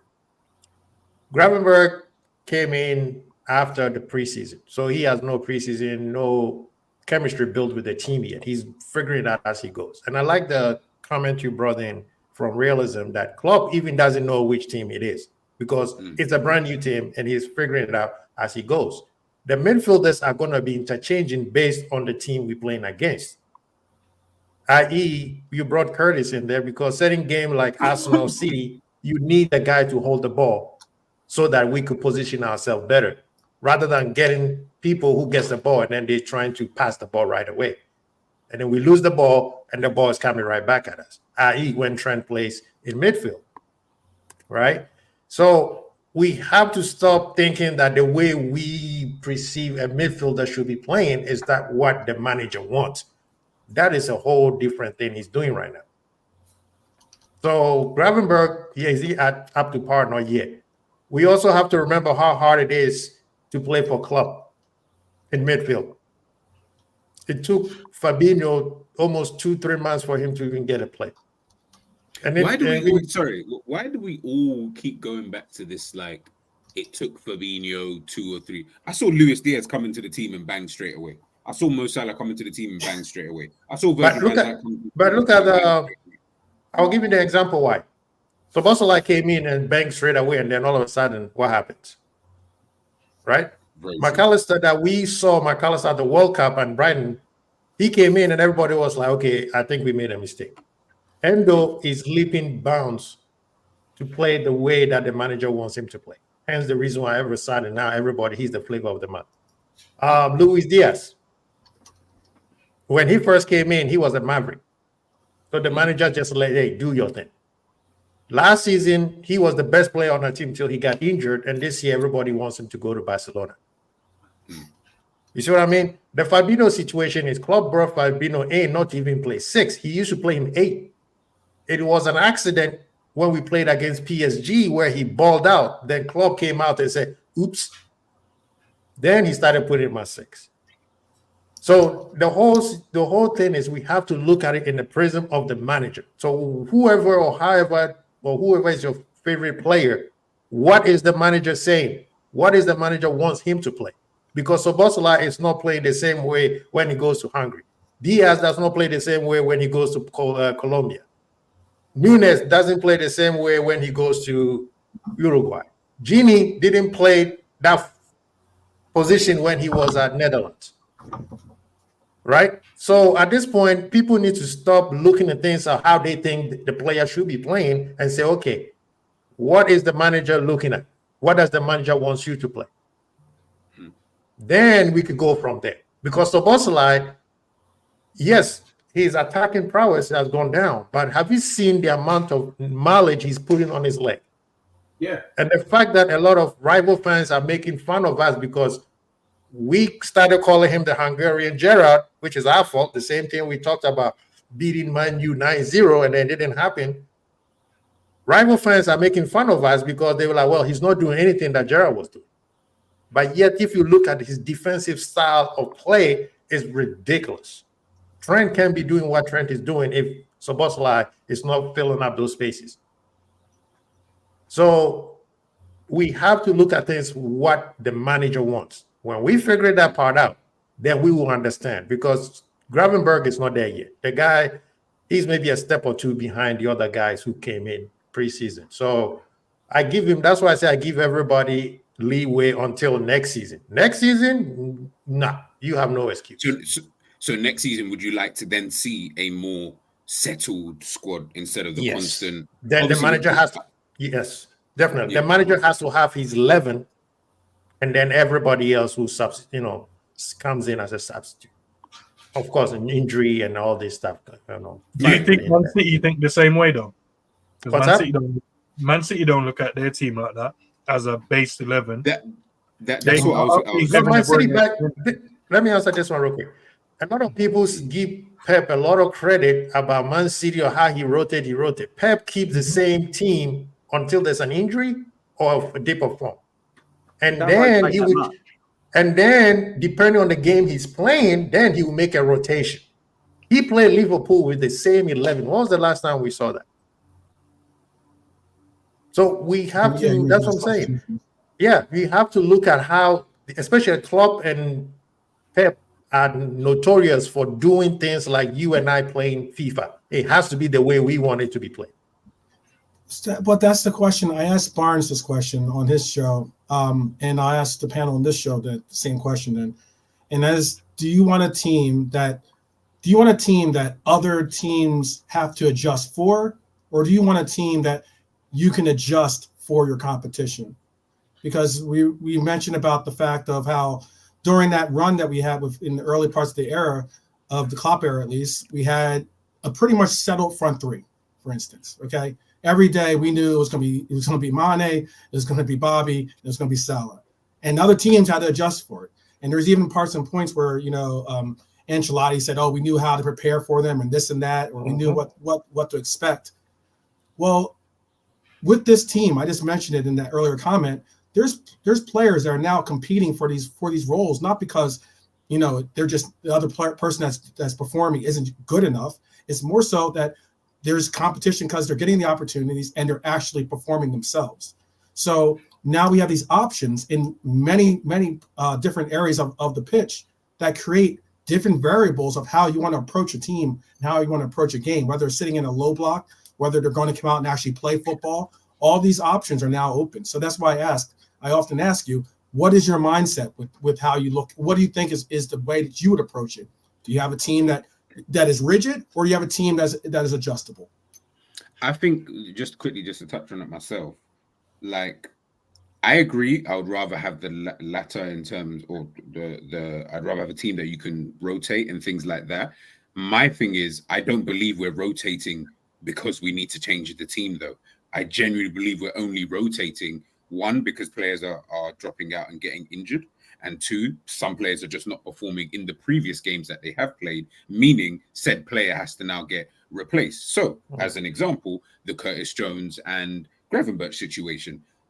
Curtis Jones gets himself suspended for a few games. Gravenberch obviously comes in. You know, he plays a couple of games here, plays okay, decent, good, whatever, blah, blah, blah. Has kind of one bad game. Jones kind of comes in. Once Jones gets in now, it's now a case of, well, we're going to kind of, you know, keep Jones here. Gravenberch is going back to the bench. The only person really who's not getting dropped is Zabozalai in this situation. Endo. No. And again, that's fine. Endo is only playing because McAllister got injured. Endo wouldn't be touching any level of the pitch if McAllister didn't get injured, because we were only seeing McAllister prior to this point. It's only now Endo's come in. Why? Because McAllister has obviously got injured. Not because he's fantastic, not because he's great, purely because of injury. He didn't work his way into it. He got lucky that someone else got injured. Now he's the one in that position. I'm not going against that, by the way. Listen, you take whatever you can take, just like Jarrell Kwanzaa said, condolences, but I'm here to take your place in the team. Right. That's fine. Right. I've got and he's made Konate's position for grabs too. That's the hard point of what I'm saying. 100%. Can I ask a quick question then? Sorry, can I quickly ask a quick question? Yeah. So based on that point, and as it seems like everyone's in agreement. Nope. Right. Well, I know the question is going to be sticky, James. Nah, get me out of here. You'd say Gravenberch didn't play well against Arsenal, but he's then started the next game. So based on your theory, shouldn't Jones have started the game then? No, but because then I would have put that down to Jones would have been tired. He played 90 minutes against West Ham. He played 60 minutes against Arsenal. So the next logical game for him to be dropped would be the next game, because it is against Burnley, a team that we can play our second string type of player, where we don't necessarily need you to come on in this game. Well, we don't even need you to play, really and truly. Gravenberch, you haven't started the last two games. So the reason why he didn't start the last two games was because he was injured. Yeah. Who was injured? Fatigue. No, he was fatigued. He wasn't injured. He still missed the game, didn't he? And but was he not on the bench? No, he missed the game completely. Missed the game. Okay. Yeah, he missed the game. I mean, that's a good point, because even with the whole situation with our left back situation, Robbo was playing. That's another situation. Yeah. Simicast never got run and playing time, and we knew Simicast had quality, and Simicast came in, got a run of games because of the injury of Robbo, and we saw the quality Simicast had at left back. And I asked a question on my channel. I had to post it to you guys as well. Is that if Simicast was still playing, didn't get injured, and Robbo came back fit, does Robbo slot right back into this left back position in your opinion? For me, I was like, he has to earn that spot again. He can't just go right back in there. I'm sorry, Simicast has proven himself, but other people think that Robbo should just be right back as the left back starter. I want to hear you guys' stance on that. But then that's like me saying, why doesn't Trent, when Gomez is playing well at right back, Gomez gets shunted straight back to the bench, and Trent still plays as the right back in the team, no matter what. So Robbo should your play. Best players play no matter what. I think rotation's a myth. I hate it. It does my nutting. Like people are upset that Liverpool are not putting kids out in every Europa League game. It's like, do you want to win things? It just does my head in. Your strongest players play every week. You know, you've got other times where you can rest and moving around. But Premier League, if you're looking at the two biggest competitions in the world, your main league and the Champions League, you play your strongest teams. You play your strongest teams. They better not be getting a penalty for that handball. I'll tell you that right now. Yeah, they got it. I think they are. Well, there's the corruption right there. You play your best players. Man City play. If Man City got they're playing their best players. Liverpool are playing their best players. Tsimikas is nowhere near as good as Robbo, right? Tsimikas has come in and done a good job, but at his absolute best, peak for peak, Robbo's a better left back. So if he's fit and available, he comes back into the team. You know, you play your best players. This whole rotation stuff. There's certain players that can be rotated because of fatigue. Some players will have just less natural fatigue than another player. So he maybe only play 60 minutes, but Klopp, if he's perfect for 60 minutes, Klopp's going to play him for 60 minutes and then rotate him. There's also going to be situations where I believe eventually Gravenberch will be the main midfielder for this Liverpool team. That's why we bought him. But right now, Curtis Jones. Where would you think he's going to play? Where? Curtis Jones is a better footballer right now, so Curtis Jones should play in front of him, right? So, but it's like people want. All right, why aren't we rotating this week? Why aren't we rotating this week? They're tired. Well, this team's doing fucking well for a team that's shattered. I know that. It just. I don't believe in rotation like I said, so much. I really don't. My thing is that the whole just quickly. My thing is that's a lucky for me. The whole rotation thing, I haven't got issue with it. I don't really care about it. Like rotate, we need to rotate. As 12th man, you put that comment there about the Europa League. I think that is the biggest factor this season, because I don't believe we'd be rotating as much if we were in the Champions League, because it'd be more difficult to just rotate the amount of players we've been able to Ben Dokes, and all these kind of guys, playing him in Champions League. I don't think we would have done it as frequently. But my thing is, I still believe we ain't rotating due to necessarily, not everybody, but majority. I don't feel like it's down to, we're playing Arsenal this week, so this guy's got to play. So I don't feel like it's that, to be honest with you. I just generally feel like some players, in some games, yes, so cup games, we are rotating, of course, because that's just what we're going to do.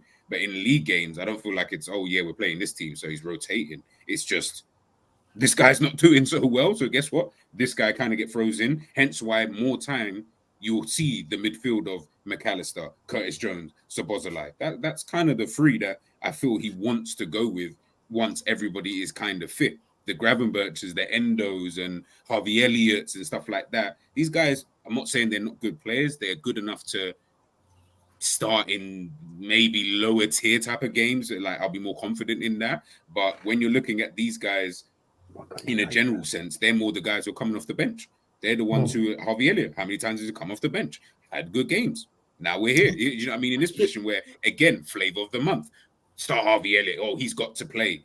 He's got to play. I mean, so who'd you take out of the team if he's got to play? So wouldn't you say that more players though have taken on roles though this year? I mean, like as in you mentioned Harvey Elliott as your example, but Harvey's taken on the role of wanting to be a starter, of course, but he understands that he's a super sub at this moment. He's mentioned that in the interviews. He says he doesn't care, whatever it takes to contribute and offer something to the team. That's what he's wanting to do. That mentality is an immense mentality to have. And that's what we see. No, that's like a basic mentality for a football player. Like if you're not starting, you're not gonna. He's not. I'm going to say he's self-aware enough to understand you are not good enough in front of these players, Szoboszlai, McAllister, and who's the other one? Maybe Curtis Jones. Maybe he might want to have a little conversation about that. But in terms of the position that he plays, he's self-aware enough to know that I'm not getting in ahead of Mo Salah because he's the best, like one of the best players at the football club. That's fine. Right wing, maybe that's not my position. Right central midfield, we literally bought a midfielder to go in that position because we don't necessarily believe that you're the guy who's going to take us to that next level. So, of course, he's going to come out in an interview and say, I don't mind contributing here and there. Like, what's he going to say? I hate sitting on the bench. No, like, he got asked directly in the presser. He got asked. But that's what I mean. He's going to say that. Hold on. He was put as the representation for that day for Liverpool. Not often do you get to take on press conference as a representation for your team. And when he was asked that pertinent question about his role as a super sub, he was saying the fact that he understands the fact that he's contributing in that facility for the team. But yet the team needs it. So he's willing to do it. And that's something that you don't necessarily always get to hear from, because most times, people want to be starters. I get it. And some people aren't happy being on the bench. I'm not saying he's necessarily happy being on the bench, but he's he's accepting the fact that that's where he's at right now. But he's not going to go in and sulk or play hero ball. He's going to go out and contribute. And that's all. That's what I'm trying to get across. Is we have a lot of good players on this team contributing. That's what I'm trying to get across. And again, this is what people need to take their self-interest out of this thing and let the manager cook. This is whatever the manager wants. At the end of the day, he's trying to build something where I think somebody mentioned that it's not so obvious, like Ancelotti said, I know how Klopp is going to play. And right now, honestly, we don't know what Klopp is going to play, and he's our manager.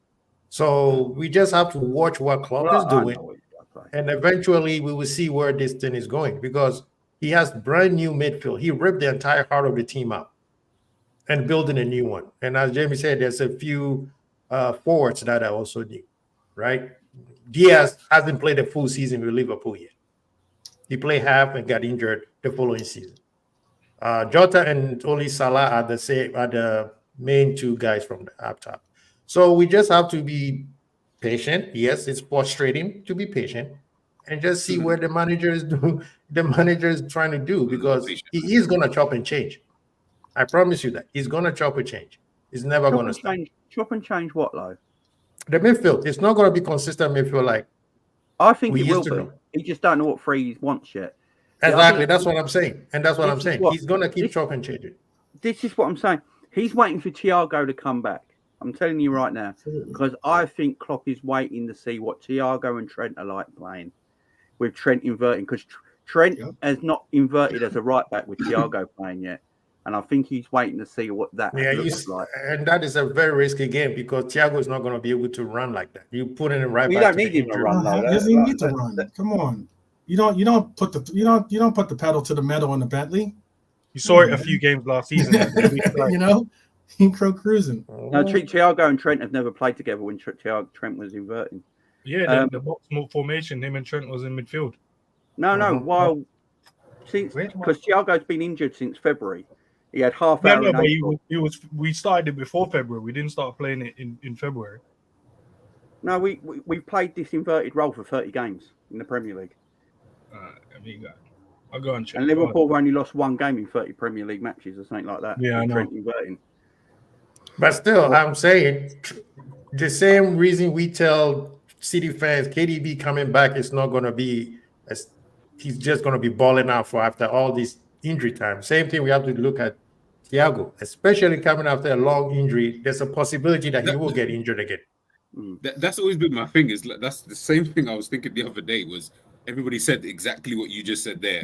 Like, oh, he's been injured. I'm like, Thiago's been in the wilderness for like a year. Like, do you think he's just gonna bang and he comes back and all of a sudden it's just gonna be boom, Thiago? Like, I don't even think it's gonna be remotely close to that. I feel like he's gonna come. He'll play like 10, 20 minutes here.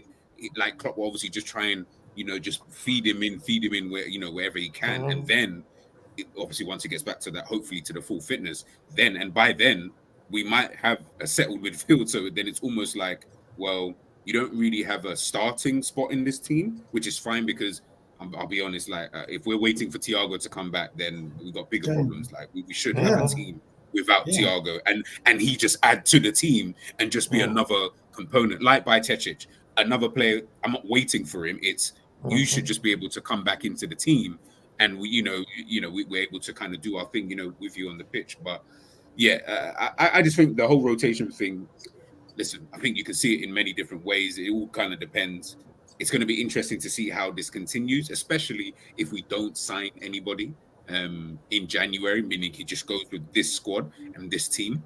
It'll be good to see, because the games are going to start getting less and less, because now it's not 6 necessarily Europa League games so thick and fast after each other. It's you have to get through this round first. To get through this round, then it's the next round. Now the games are starting to get a little bit more intense, a little bit more important, so to speak. So your Ben Dokes, your Kai Gordons, your McConnell, all these guys, I don't think we'll be seeing them, for much longer. Do you make it through to the next round of the FA Cup? If you don't, then that's one competition down that you may not be able to rotate players in, necessarily. So it's just going to be interesting for me anyway. That's just what I think. But yeah, man. The game that it was in was the Wolves game last season when we won 3-0.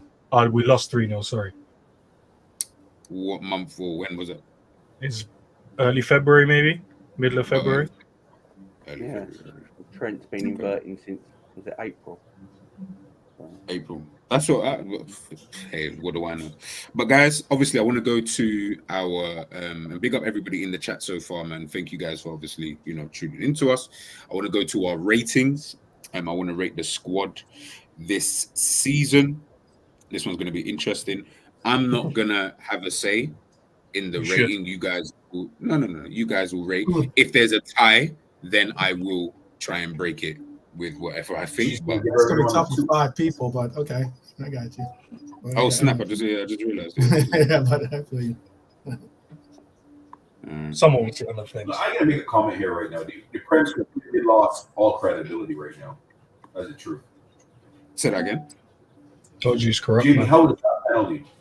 Oh, It came off his face. He was mad. We couldn't even get a penalty. And dribbling. Doing a dribble in the box is not a penalty. listen, I'm not here to argue about what the official Oh is saying. man, this is mad.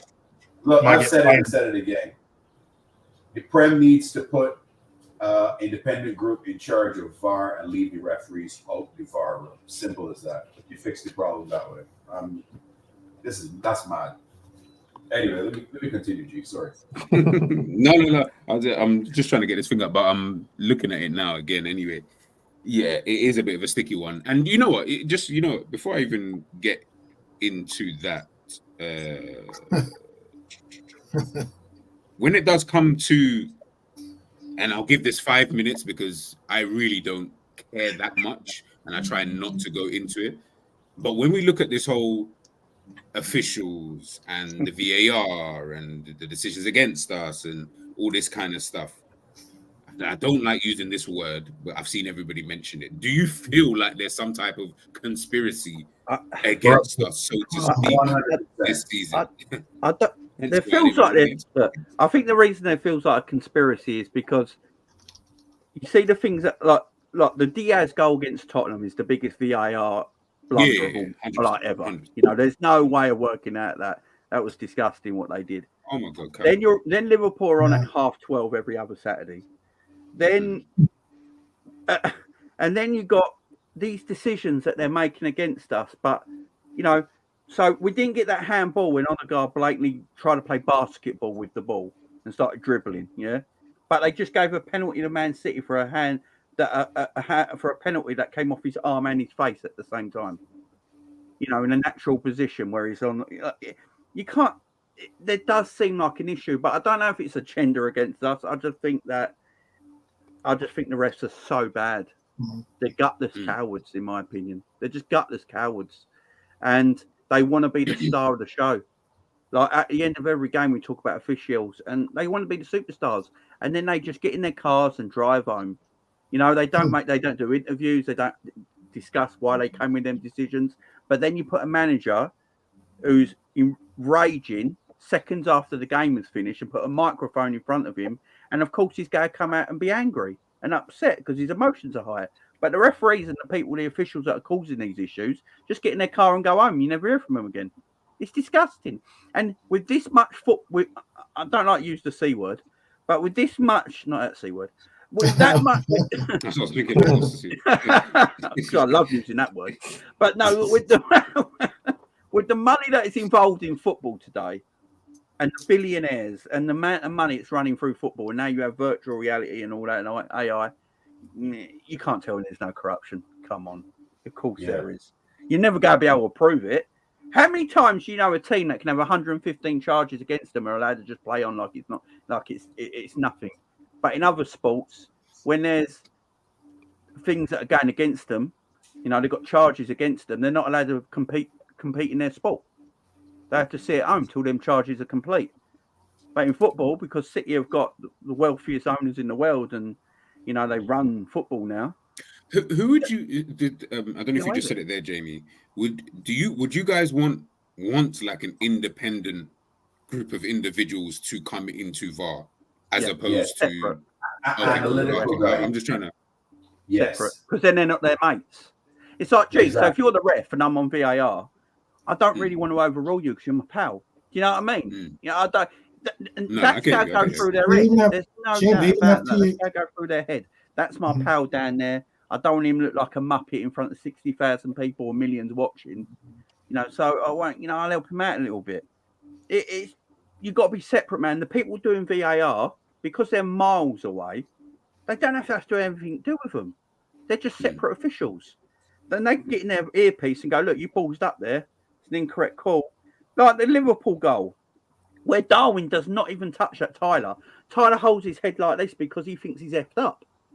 He thinks he's effed up. He's not asking for a foul. He thinks he's messed up. And they've scored from it.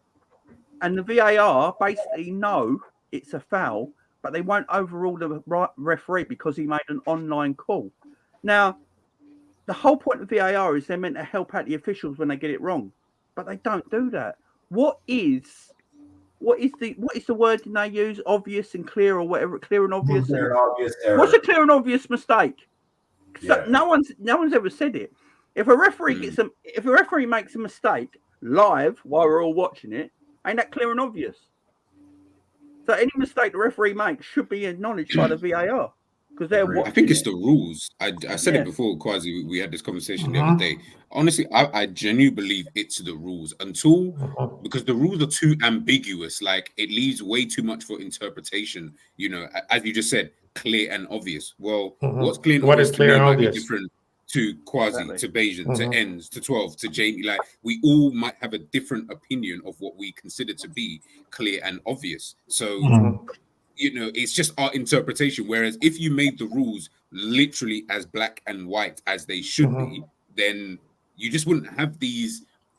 I don't feel like you'd have these massive issues that we have at the moment, where we have this room for there could be corruption, because the reality is, this referee, who was it yesterday? The other day, was it Paul Tierney? Is it yesterday? He was in VAR. Yeah, Coop was in VAR. Coop was in VAR, and he doesn't like Liverpool. We know that. Tierney don't like Liverpool. But this is all of a sudden how have we got to a stage where we're actually genuinely saying that about? Obviously, look, we're not dumb. Everyone supports a football team, so I can understand that to a certain degree. But the reality is, we shouldn't be at a place right now where are you trying to tell me in every single sport that no other official, they don't like another sportsman, sportswoman, player, a team, everybody supports something. Tyranny is I have a question. I don't really get it. Tyranny is a different level, though. Tyranny with us is a different level. But the question is, why Klopp said it on the pitch. He said it. It's like, why is it every time with you and me? Why is it? I understand that, but sometimes we need to also blame the clubs too. Who is auditing these refs? PGMOL. They don't know idea. But the clubs. Okay. How much money? Yeah, I heard that they are the least paid, right? But how much money are the clubs paying for all of this? The PGMO didn't pay for the VAR system. That's the clubs are paying for it. It's the Premier League paying for it. Yeah, the problem, Quasi, is that you have the same referees that are on the pitch, and they're all a boys' club inside the room. Yeah, that's what I'm saying. The clubs needs to come together and say, hey, this calls that you guys are making is affecting some of you guys. Because the money that you're supposed to get, if you drop 2-3 points and you fall behind, you get relegated because this ref, which last season it happened, and the season before it happened again. Leicester City could be sitting there and be like, hold up, what's going on here? Right? So my question is, the clubs, what are the clubs doing? We are spending billions to watch these games, and you have a subpar referee. You know what, Quasi, though, but it's all well and nice doing that, but our manager is the only one that tries to stand up for these things. And I agree, and that's what I'm saying. And that's where shut up in that, bro. So that's why I always debate people who say, well, club should be quiet, otherwise we get targeted. I'm like, no, he has to protect his players. He has to protect his players. So our manager came out with facts, and just put it on the line, and no one liked it, So he came out with facts. He gets fined by the FA. They fine him stupid amounts of money, right? These referees make mistakes, and they don't get punished. They punish the managers for calling out the bullshit, right? But when the refs make mistakes, they just get demoted to the championship. The Championship don't want these buffoons. What are you, like? They don't get when they get a week off work. Oh, they get a bit of garden leave for a week. This is not. It shouldn't be how it's done, man. You made a mistake. Yeah, fine. So bad. And that's my question. Who is auditing them? Who are the people auditing the refs? We've seen a And then they make referee the rules up as they go along. And they make the We've rules seen a up as they referee go along. elbow a player this year in Robbo getting elbowed in the face by a referee. The referee takes a week off and comes back. Okay, we've seen Manchester United goalkeeper basically punch someone practically in the face to get it for a corner. Yeah, they come out and later say, "Yeah, we messed up." Check, man. He was playing WWE, man. Just fully exactly. He elbowed Robbo, and nothing happened. That's In exactly. Fact, I believe Robbo got fined. And yeah, Robbo got fined. I just saw Bruno. I saw Bruno get a card yesterday. Okay, now the game before when they played us, Darlow got a quick yellow and he dissented and he got a red for it. Right. I saw Bruno get a yellow card, turn around and actively throw profanity out like he was a sailor at a bar. Okay, and realistically, nothing happened. There's no real parity when it comes to it. And the last part and point I want to make out though is that they have a PR group that works for them. They're on Sky. They have their former ex referees on Sky or the other broadcasts that they show up on, basically and monitoring their habits or monitoring these calls and trying to make it to where they justify. They spin it the way that they need to spin it to try to back their boys. So it's ridiculous. And again, with Paul Tierney, the only thing this is fixed. The only thing this is fixed. The only thing that this is fixed is if Liverpool joins the Super League. I promise you they'll fix it right away. No. Because these are the same refs who referee at the FIFA, and they do much better at the FIFA, right? If it's the same thing with the NBA. NBA rules is different from the Olympic rules. You see what I'm saying? Same Which is sport, crazy. Same sport, exactly. You see what I'm saying? Same sport, different rules. So even the NBA players, they go there, they struggle a little bit because they are not used to the Olympics or the World Championship rules. There's different rules in basketball for NBA and Olympics. Yeah. I don't even like basketball. So until the clubs decide. Yeah. I think you're on mute, by the way, Bajan, if you're talking to us. Oh, sorry. In the NBA, if the ball is on the cylinder of the basket, you cannot touch it. It's a goaltend. Yeah. Okay. On FIBA rules, when you're in the Olympics or World Championships, if the ball is on the cylinder, it is a live ball. You can knock it off the cylinder, and it's not goaltending. That's one big rule difference from both. Better. Yeah, because you watch them in the NBA, but sometimes they just stand there going, "Oh, fuck's sake."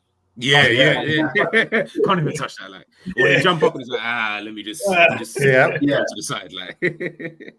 So the Olympic rule sounds better. Yeah, but the NBA players it's just a different type of game because they still think that it's the NBA, but then the European players, they understand the rules because they played by those rules. They go and knock the ball off or they'll go and tap it in when it's on the cylinder and get the basket. So yeah. But it costs the league a lot of money, but they don't know that. Until people stop watching, they will change their mind. Until then, we're just going to keep hating. At the end of the day, there weren't any such thing as tribalism, and everyone just joined with Liverpool in one good cause when we tried to call this out at the beginning of the season and start a union or something, then this would have been sorted. All the teams should do is come together and go, we're not playing no more. We're not going on the pitch. Oh, yeah, Arteta said now I'm trying to make mistakes in that. So exactly. Look, I'll be honest with that. Yeah, if we can go through BLM and we can go through all of these other things, and the players are still playing, I don't think refereeing decision is going to be the thing that breaks us. To be honest with you, I feel like we'll continue, continuing playing football regardless, because ultimately we'll just, I guess, players just look at it as those are the rules, and it's frustrating. But sometimes I do think some of them, like I said, because it's down for interpretation. Some of them, not Luis Diaz goal. That's just a stupid, blatant kind of thing that they messed up with. But most of these other things, they're literally just down to your interpretation. So if you think it's a handball and you think it's a handball and they don't think it's a handball, or vice versa, that's just your interpretation. So it's difficult to then have this kind of, oh yeah, but this is unfair and that's unfair and blah blah blah. Like it's always going to be seen, for me anyway, as a tricky thing. Go on, and you in referee training or something? Yeah, I know. Because I'm gonna say Odegaard's. That's I that. did You're gonna not. say. I did when I was younger. Still, I did when I was younger. Actually. There's no way you argue. Yeah, it was like swimming on the side of the rest for a second there, bro. I don't know what's going on. No. It's not that. It's just we spend so much time, not us here, but in general, we spent so much time talking about. Obviously, I asked you about, is this a conspiracy or does it look like the refs are against us and stuff like that? And I'm just like, the reality is, to me, nah, it's not like that. I feel like it's like what I said the other day with Kwazi and I think yourself, is that where we've spoken, we thought that speaking was going to make the situation better. All you've done is just put a target on your back. So now everything is just getting highlighted even more when it's Liverpool. Now it's Liverpool. It just happens in a Liverpool game. A situation happens and we don't like it because the decision went against us. Whereas that's just down to the interpretation of the ref. Like, I don't know what more we can keep talking about it for. If it's just down to interpretation. It's because it's consistent, though, isn't it, G? You are on some Arteta settings. Do you know what it is? It's because it just keeps He happening. just called you Arteta, you know. You know, Chelsea didn't get the penalty there. Second in the league right now. I'm saying we've had a handball against Man United, didn't get it. Chelsea, we didn't get it. Arsenal, we didn't get it. They told us they couldn't pull the game back, but they did for Crystal Palace to give them a pen. We seen our players get run over in the box, just pushed in the back. We seen our player get pushed offside, and then we score a legitimate goal and it gets ruled. I thought that was offside. I didn't think it was a push. In the letter of the law, yes, but bro, what's the reason of man being offside? But then you go back and go, well, so you're just pushing players in the back in the box, and that's a foul. So then you go. That wasn't a push for me. For me, it didn't seem like it was. It just seemed like he did. All right, let's go to the ratings. But this is what. Just before we go into the ratings, anyway, big up Bajan, obviously, for joining. I know you got to head out. Thank you so much for joining us this evening. Please let big up Barnes. Good to see you. Coming up, man. But hey, let's do that show though. Let's do that show. I'm telling you. Let me know. Yeah, for sure. Yeah, I got my reaction show from yesterday's game tonight, and then tomorrow we're gonna do a hate along for the Arsenal West Ham game. So yeah, hate along. I like that. I like that too. That should be a lot of fun. But big up to all you guys. Love and bless as always. Always. I will see you guys later on. Big up, man. Of course, man. Guys, please make sure you head on over to Bajan Barnes TV, please. And make sure you guys are subscribing. When I finish the stream, I will obviously post out everyone's YouTube channel. So please just make sure you're subscribing, man. And yeah, just keep supporting, man. And again, love again for joining this evening, bro. Love again. Bigfoot is a bonehead. I swear to God, man. Just before we get to the... Go on. There is one team that there's one team that always has the refs on their side and never had a moment, you know, and they just won 3-1 against Everton. You know what I mean? Yeah, they never get. City never get dodgy decisions. They get dodgy decisions for them that help them win a game, but they never get. I don't know that time when the referee stopped. Was it Jack Grealish or Haaland running through on goal? That's the only time. Yeah, that once. But then, can we sit here and say that it's you can't use the one D. Don't use the one. Yeah, exactly. That's like you can't. Liverpool. If I was to go through, name me another one then. No, yeah, exactly. Name me another one right now. I couldn't name. Okay, because you can't. Right, but we just named you like 6, 7, or 8. Again, I couldn't name you because you interpret them. All of those 6, as I just said, bro. I mentioned Manchester United. I mentioned United. I mentioned other clubs. I don't really watch Manchester United. Let the Crystal Palace ref read the super chat. Hey, anyway, thank you, Gagging Deep. How about Everton? Everton, literally, the biggest call for Everton that they didn't get was against City when that could have resulted in us having a title. But you're going to tell me that City doesn't get calls in their favor. No, whoa. First and foremost, we also Right. get calls in our favor. So I let's get not you. sit here I and get act you. like But it's very No, rare. but- It's very rare. It's very rare. it's definitely not very rare because we're a top 6 club. We're one of the biggest clubs, so we're going to get a lot more. No, I'm than talking about City. I'm most talking about other City teams. very rarely. I'm backing up. Jamie's point. City very rare. I'm Okay. backing up Jamie's point. But big up Gagandeep again for the super chat. Much love and respect. For most of the season, the performances across 90 minutes in games hasn't matched the results, and times individual moments have bailed us out in games.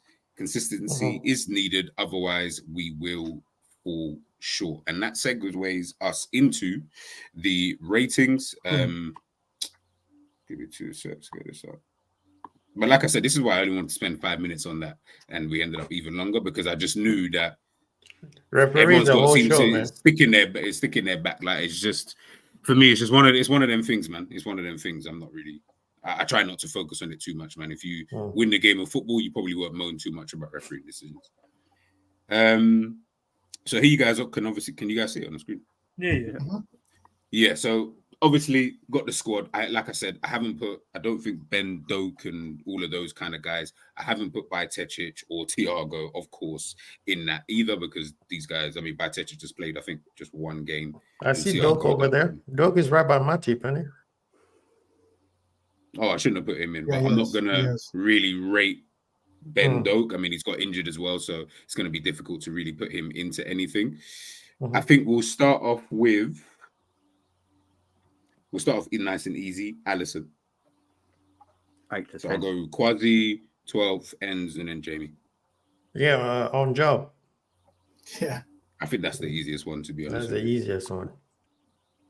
Unless anyone's got any objections. Oh, absolutely not. It's a small sliver of being good, but I got you. Like, it's either on job or you just like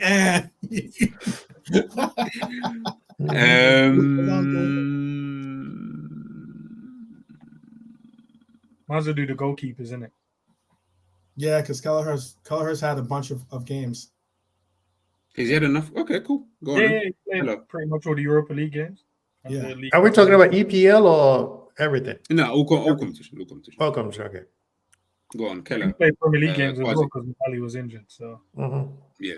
Quasi, Keller. Oh, Kelleher?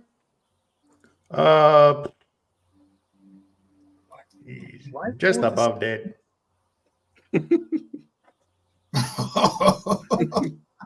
That's why I made sure the names even so that you think before you say something.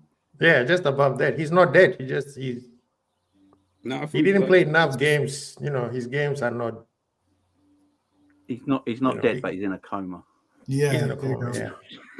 how many games have he actually played this season? Not many. 6 Europa Not League, many. 2 Premier Not many. Leagues, Carabao Cup games. Did he play all the Carabao Cup games? Yeah. Okay, Yes. so Alisson also played some. Did Alisson play? Didn't Alisson play some? No. The Carabao Cup games.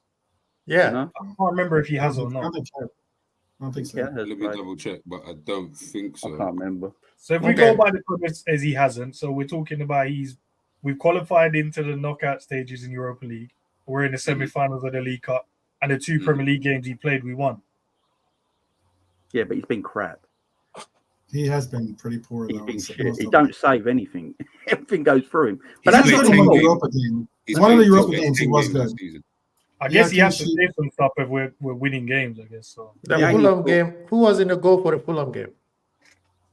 Him. he was. Well, the game And we then, won. and then This is a- And then- this is a Oh, the caveat. one-on-one save he saved as well. That one. Okay. no, I mean He's 3 played, goals. He's played 10 matches and he's conceded 13 goals in 10 matches. Yeah. Put some of He's those only down kept- in Europa League though, and the one game against. Fulham. That's all the whole thing. We're doing the whole thing. So because He's the played Fulham 3 game that we Europa won, League- 2 of those he's goals, played- Who played? When did Alisson play Europa League game then? they did. That's what I'm He's only saying. He played played 5. 1. Oh, okay, cool. I think Yeah, that there was to was get one him seven ready or goals. When he something was like that. injured, he was injured, so he played. Yeah, Kelleher was injured one of those games. Kelleher The was first injured. game. The first game. Yeah. Otherwise, he would have played. No, second I game. think- It was the second game. I think just above dead is about right for Kelleher. I think meaty is, 12? is more like it. I but- think, I'm going in the middle. Jamie? He's Guys in the definitely- chat, let me know as well what you guys think. Sorry, go on, Jamie. I watched him with my own eyes, man. You can't say shit. I'd give him a 4 out of 10 all season. So, yeah, Just above dead. above dead, man. So there's 2 for just above dead, 2 for meaty. Yeah,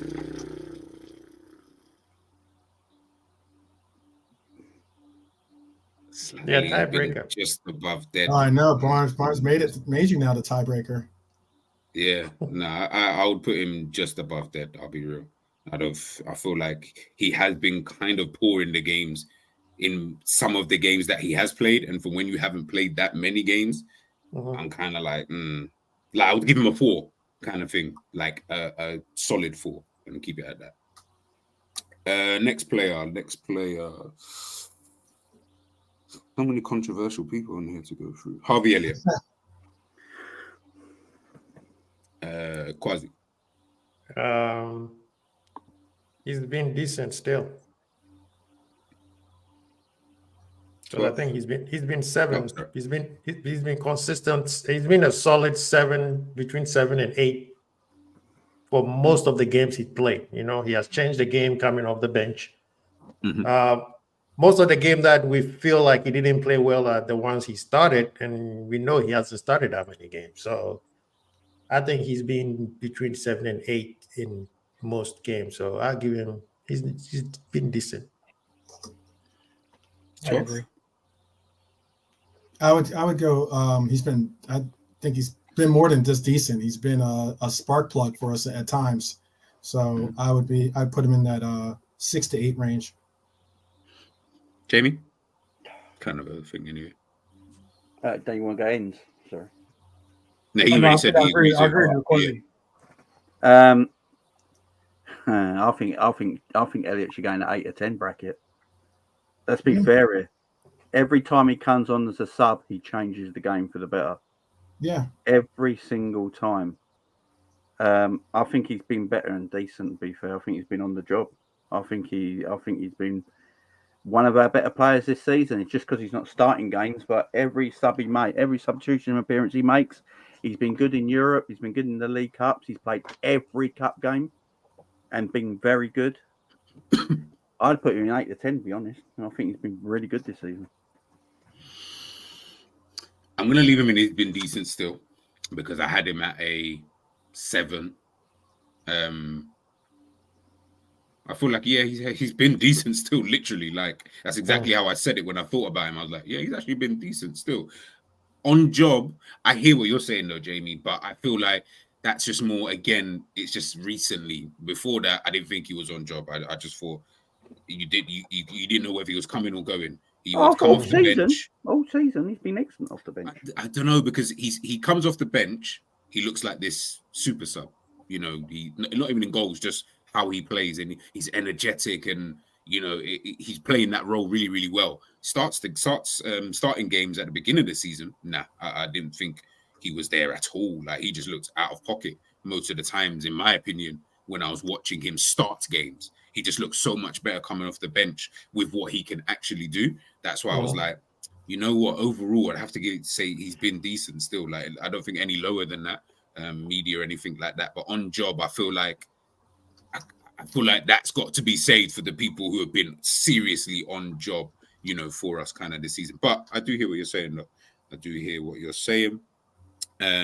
Big up everyone in the chat as well, jumping in. 4.5, you know, bloody okay, man.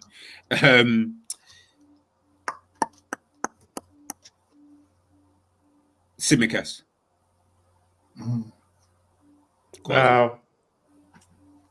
He's been decent. He started slow, but then he picked up. No, I kind of agree with that one. 12? I would go, 6 to 8, considering that he was the relative form that we got to get a good sample size for him was actually a good contribution from him. So I think 6 to 8 is definitely where I would put him. Ends? Yeah, man. Let him chill out next to that guy there, man. Hey, Who? step in, bro. We ain't missed Robbo. No one's saying that we missed Robbo, so it's up to him, man. I agree. Jamie? We miss Robbo, but he's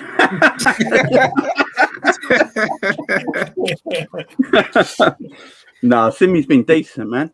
6 to 8. Yeah, Simicast has done well at left back when he gets a stretch. It's just a shame he got injured. To be fair to him. But yeah, he's had a decent season. 6 to 8. Yeah. I genuinely feel sorry for the guy. Like, Yeah, we were all worried before you, like, when you came in, thinking, is oh, French. crap, this guy.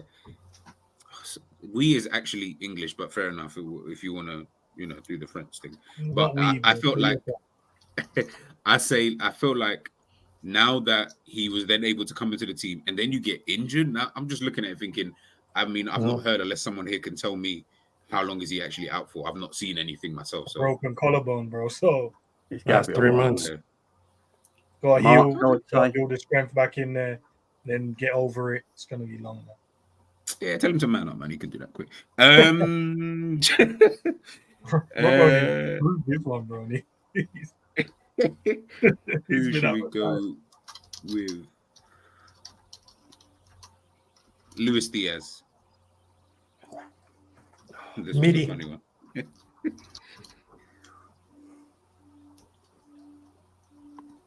I said Midi. No. 12. I'm going. He's been decent still.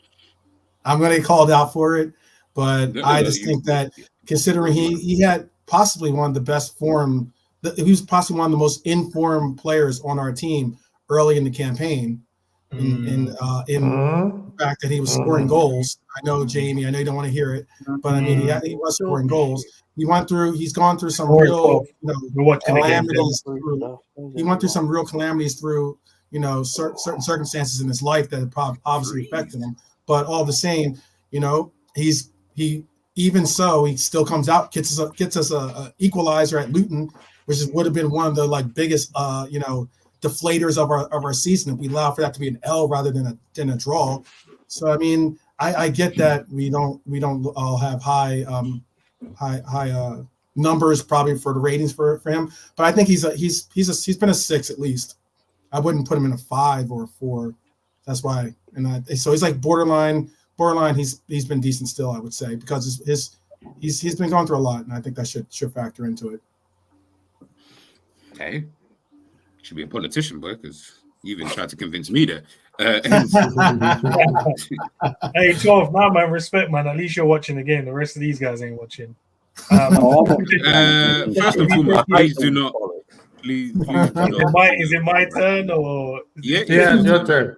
Okay. Nah, taking the emotions out of it, he hasn't performed that great, to be fair. Right. But you're right. At the start of the season, obviously he scored against Chelsea.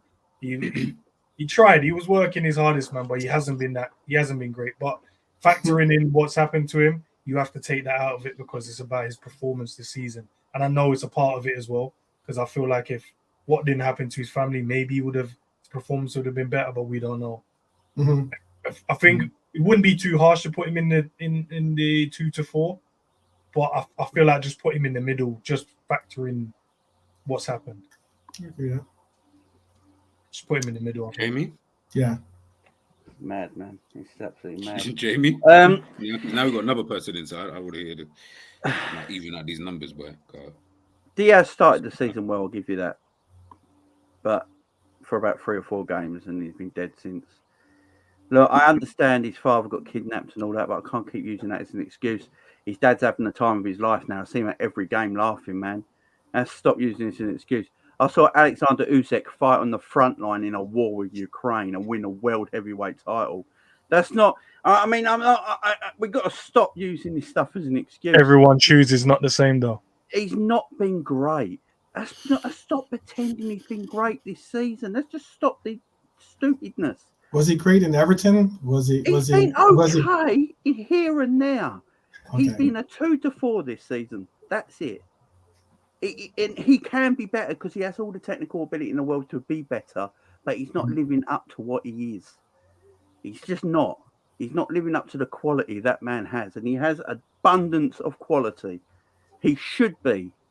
Diaz should be sitting next to Alisson right now, because that's how good of a footballer he is. but he's not doing that right now. It's a fact. He hasn't had many goals. I just want to say real quick, he hasn't had many goals, but name all the goals that he's had have all been impactful goals, though. They've all been important goals. How many assists has he got this season? Notice I said, well, he's got 1 assist. And where does he play? Left wing. Okay, so he's not scoring and he's not assisting. It's not his fault. The strikers don't want to score. What are we doing here? He's not scoring. He's not assisting. What are we doing here? But you overlooked the fact of what were his goals. Every one of his goals were important goals, and every one of his goals was important goals in one way or another. And his own, even the goal that was a goal that got taken away by VAR could have been a very important goal. It ends up like played really well in that game as well. By the way, and he played really well. Exactly. Oh, let's give him a 10. Fuck it. Apparently No, he's amazing. I didn't say that. Apparently he's Come on, amazing. Tens of that have got an erection for him. Yeah, man. Yeah, I'm gonna be honest, man. I'm gonna be honest. All I asked was rate his goals. No, stop. Let's stop it, man. Let's stop it. It's about the whole season. What we now micro-analyze every goal and trying to rate how important each goal was. Let's be honest, he's been pants this season, man. If you're saying he's been decent or going to try and give him excuses, that means you don't really rate the player. If you rate the player, hold him to high standards. Exactly. Simple as. Hey, listen, you can't say hold players at high standards when none of you guys predicted Liverpool to do well this season. So hold yourselves at high standards. But you can hold an individual player to high standards. That's a team. No, that's a team. You guys didn't expect him to play well. Situation. No. He's overachieving. No. Van Persie's played 6. Suarez has played 6 in a dead team. You can still go and do that. And don't do that. Don't do that because you're being disingenuous with that. You know that for a fact. A player can be Liverpool not finishing the top 4. But it doesn't matter. No, but it doesn't matter. So they're overachieving. Hold yourselves accountable as well. No. The team's overachieving, and there's many reasons as to why the team's achieving. You can go and look at the teams around. Didn't get us a point against Luton. Didn't get us the win against Everton. It ends. I swear to God. Didn't get the goal against Chelsea to get us deep. I swear to God. Sometimes I feel like I'm speaking Spanish to you. I swear to God. You're crazy. That's crazy. We're talking about. Yeah, of course he's helped us in. Every player's gone and helped us in. But if we're looking, but he's been dead this season. But we can't micro-analyze how important every single goal's been and then span that out across the bit of the season, though. No, I'm not saying how you rated him, but no, I did say how you rated him, but I haven't addressed that at all. I'm saying when we're talking about it, I'm saying that we can't micro-analyze every single goal and say how it's important because next minute someone's going to go and tell me, oh, you know what, Nunes has been sick this season because how important his 2 goals were against Newcastle. We're not on the guy yet. One game, though. That's only one game. But that's my point. That's one game. Okay. His goal against West Ham, how important that was. That's what I say. You can't micro-analyze every single goal and then use that to be like how good they have been in the season. Just because you've been good for a couple of games doesn't mean you've been good across the entire season. What are we talking about? Am I being serious? But that has all those goals. Those important moments don't have any value then. Those important moments don't have any value. Hold on, did I say that? Am I speaking? I need to start speaking. I know. Hablan en español. ¿Por qué? No español. No español. Yo necesito hablando en español. Habla español. At the end of the No, day, guys, Jerry, give him meaty so we keep on moving. Give him meaty. Jerry, what's your score, bro? Diaz is a quality footballer, yeah? Diaz is just not playing well to the standards that we expect him to play at. That's all it is. He's not playing As well. I said, you man didn't expect Liverpool to finish in the top 4, so what's your problems? I think the thing that is the maddest thought process. That is the maddest thought process. That an individual player. Hold on, no. That an individual player can't do well. No. That an individual player that can't do well. Hold on. So you're trying to tell me that when we might analyze any individual player, you haven't seen across your years of watching football or playing football, there hasn't been a player that's played well in a poor team or has played well, but the team hasn't done well as a whole. Is that what you're trying to tell me? You guys said, yeah, we need to hold him at high standards. I'm saying you guys didn't hold your team to a high standard. So what's your issue? Do you think I did, but didn't think they'll do well? That's something completely different. Just because you hold a player to a certain standard doesn't mean. And then I gave you evidence of games that he's helped us in. Whether you think he didn't or not, then that's down to who's played better this season, Harvey Elliott or Diaz? Harvey Elliott. So we can't put him anywhere near Harvey Elliott. Agreed? Yeah, that's why I put him on meaty. Right. Yeah. Before before man jumped in, we gave him a 2 to 4. By the way, I know I gave him a 6. Like, yeah, I mean, I was giving him a 4. I don't know where. Like that's what I was going to give him, but that was if it was going to be a tiebreak. I think it's meaty. The thing is, okay. This is the thing, real quick, G. And people are just slating him just because he's poor, not putting the context why he's poor. Right? People are not putting the context why he's poor. I understand you want to put him in a high standard, but the guy has come back from 2 career-ending injuries. He hasn't played a full season with Liverpool. Nobody put that to context. My other issue is Liverpool is still right side dominant, where Salah gets more of the ball than Diaz does. 175 over. Let me finish. 175 over what? 60. What else do you want him to do? So there's a lot of context to why he's playing poor, but yes, he is playing poor. So that's it. We can't choose. We can't criticize him just because he's poor without putting the reason why he's poor into it. No, I think. Look, at the end of the day, it's a rating of what you think the player is going to be like. So right. That's what I'm saying. Me, I'm not going to really add that much context. I'm just going to be like, I thought he was dead, so he's dead. So like, I leave it at that kind of thing. The context only comes into it when you're trying to put him up against someone else and explain to someone, oh, this is the reason why he hasn't been good, because his father got kidnapped, because he right. That's what I'm saying. Like all of these other things, which I'm like, well, 1 minute he plays good, we don't talk about the father being kidnapped. We don't talk about the injury. When he plays bad, we start mentioning the father and the injury, and I'm like, it doesn't really make sense. It's kind of hard not to when the goal. I'm sorry, it's kind of hard not to though. When the goal is when he scores a goal at the Luton match. He pulls up his jersey and it says "Free his father." Like these things are pretty. To go through those things are pretty incredible. And I'm just trying. I'm not saying that that's just one instance. There's other games that he's performed well in and has been the difference maker.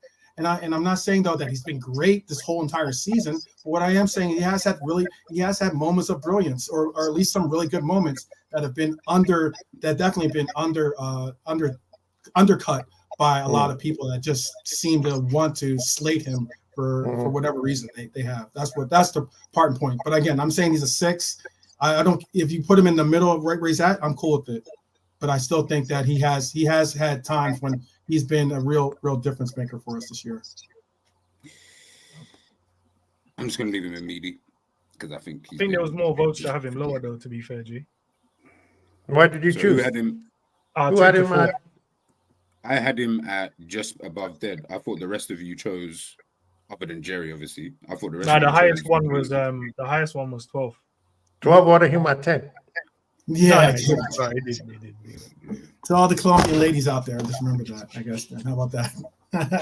Represent. All right, let's move on to the next controversial player. I'm gonna save that one for later. Joe Gomez. For him next to Alisson, bro. Like what? Huh? Yeah, easy. Next to Alisson. Just beside the Simicast for sure. Put Joe Gomez alongside Alisson. There you go. Next to Alisson, bro. He's been next to Alisson. Gomez. So 12, you're saying put him next to Simicast. I'll put him next to Simicast. So that's 2-2 right there. I'm so confused. So we're picking up Diaz has been shocking, yeah. But Joe Gomez has actually been really good. We're demoting. I don't get this. No, but I didn't put Diaz at what's his name, Simicast and them. I put him at media. Joe Gomez has been fantastic. Somebody's having. Joe Gomez has been very good. I didn't say that. I say he's an 8. He might be. I don't know if he's Alisson level, but I mean, he's not like world class. But I mean, he's a definite 6 to 8. Yeah, he's borderline 8, if not going into the 9. But I would say he's a solid 8.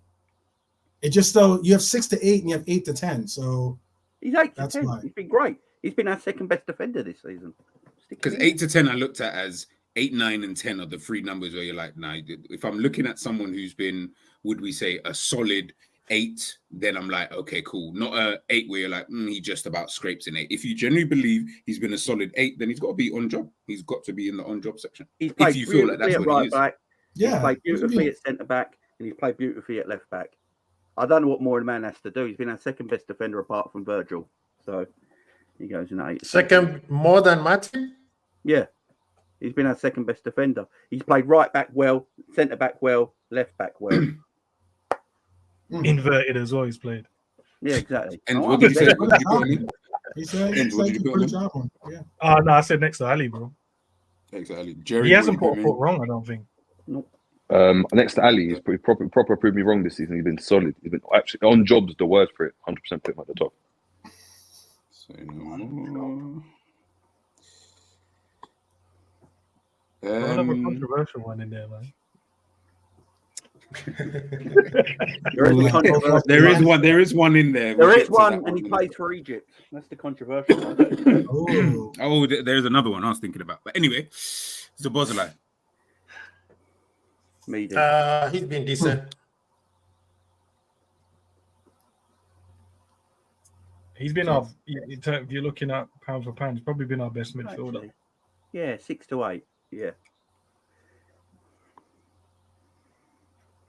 6 to 8. Yeah, I'd say he's had more. Do you think he's had more better games than he's had bad games? Yeah. At the end of the day, he's doing what the manager's asking him to do, and he's doing that to a level. So he has to go in there, don't he?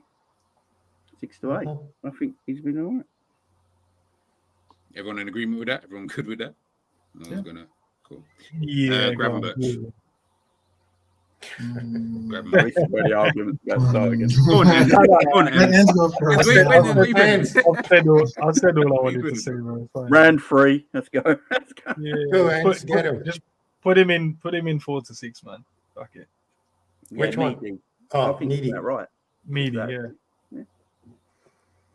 Everyone in agreement? Jerry, 12th. Jerry ran 12th. Yeah, I know. I'm looking at Lucho down there 2 and 4. I mean, I'm going to use. I'm like, I think Lucho's had more games. When we get to the, I think Lucho's performed better this year than Gravenberch. I was going to use the end and we put everybody in. I thought Diaz was in Meaty. That's what I was going to use the JB argument against everybody. Because I gave him like a 4. I was like, I feel like he's been a 4. Because I said put him to 2 to 4. But if you're gonna add obviously what's happened to him this year, then I'd put him in Meaty. But if you take the emotions away, but that's also if you take the emotions away, then 2 to 4. Yeah, man, go take that shit away, man. And you think that he has Grav has been playing better than Diaz? Exactly. It's all competitions, ain't it? Gravenberch has been all right in Europe. Yeah. I would say he has performed better than Diaz this season still. We will go to Darwin Núñez. Jeez, put him in the 10. Go on, Throw him in the 10, bro. Meaty. He's been more than meaty, man. Throw him in the 10. Yeah. Is he not still our second? I'm not even putting him in the 10 anyway. Jokes aside, man. I know it's based on performance and that, but yeah, like he hasn't done what we wanted him to do, but he's made himself a more rounded player this season. And I get it. Sometimes it doesn't look great on the eye, and we want him to score more goals. I understand it, man. There's a frustration there, but he has improved since last season. The team doesn't play the same way that we played last season. So I feel if we put him into the 4 to 6, I feel like that's a bit. I think he's been better than Gravenberch. So if he's sitting next to Gravenberch, I feel a bit harsh by that. I feel like he's probably not had the same mad impact as probably like Szoboszlai, but he has impacted in certain ways in games. Where if he's not scored, he's assisted. If he hasn't assisted, he even just is running, tackling, and whatever. So, quick question. Quick question. High end 6, maybe. High end part. Quick question, and that's for you, not for everybody else. Saka and Núñez, who do you pick? Saka. Okay, Saka and Núñez have played identical games, identical goals. Saka has 5 goals. Núñez has 5 goals and 5 assists. Bro, we can do this all day long with the whole. I'm just saying, it's a conversation that needs to be had sometimes. It's not. The thing is, it's never going to be a conversation because I just think Saka's a way better player. But I would agree. I would put Núñez in the. I'm just saying, it's a conversation sometime in the future. Maybe we should, revisit. Yeah, I mean, one is like a couple years older. Like then, so fair enough. But who's older, Saka or Núñez? Nunes. You just look at them. You can tell who's older. You can just tell. We'll go to Trent. You know where to stick him. He started the season off shaky still. Very shaky. Very, very shaky. Mistakes. Put him at he's been decent. Yeah, that's kind of where I had him anyway. I thought he's been decent still. I feel like on job isn't a full season thing like Gomez and Ali. They've been on job, in my opinion, the whole season since the beginning. Whereas I don't think Trent has. I think Trent's the best right back in the league at the moment. And if you look at all the, I was watching all the ex-pros do their team of the season so far, and everyone's got Trent at right back. I think he's got. Your Enz is right. He did start off a little shaky, but my God, has he got better and better? Just. So where you put? He's been. I say he's been decent. I don't think he's been as good as Gomez. So. Yeah, I'd say he's probably been a 7.5 out of 10. So yeah, been decent. The thing is, I would look at them both and be like, I would give them both an 8. But Gomez is the strong 8. Trent is you just about scraped an 8. Like if I was being kind about it, that's why I had to put him in the. He's been decent still, if I'm being honest. But you're right. I think recently that pass to Salah gives him an extra credit. So you can't do that. That's individual games. How are we doing this? Right? Hey, sometimes one game could propel you. Yeah. But listen, unless he's got 5 goals in a game, and you know what I mean, then I don't know how far it can he's got some big goals. He's got a goal. Okay. The goal against City. Again, the goal against Fulham. The goal against City for me was more. Yeah, it was just a bit more because we were. That game was, in my opinion, like I just felt like it would have been a bit more peak if we had lost that game. How peak would it have been if you lost Luton? Yeah, I mean, that would have been. I mean, come on, that's my part and point. We all got reprimanded because of we hold certain games with like importance or the individual talents that they administer in that game is not being relevant to how we're going to rate it. Of course it is.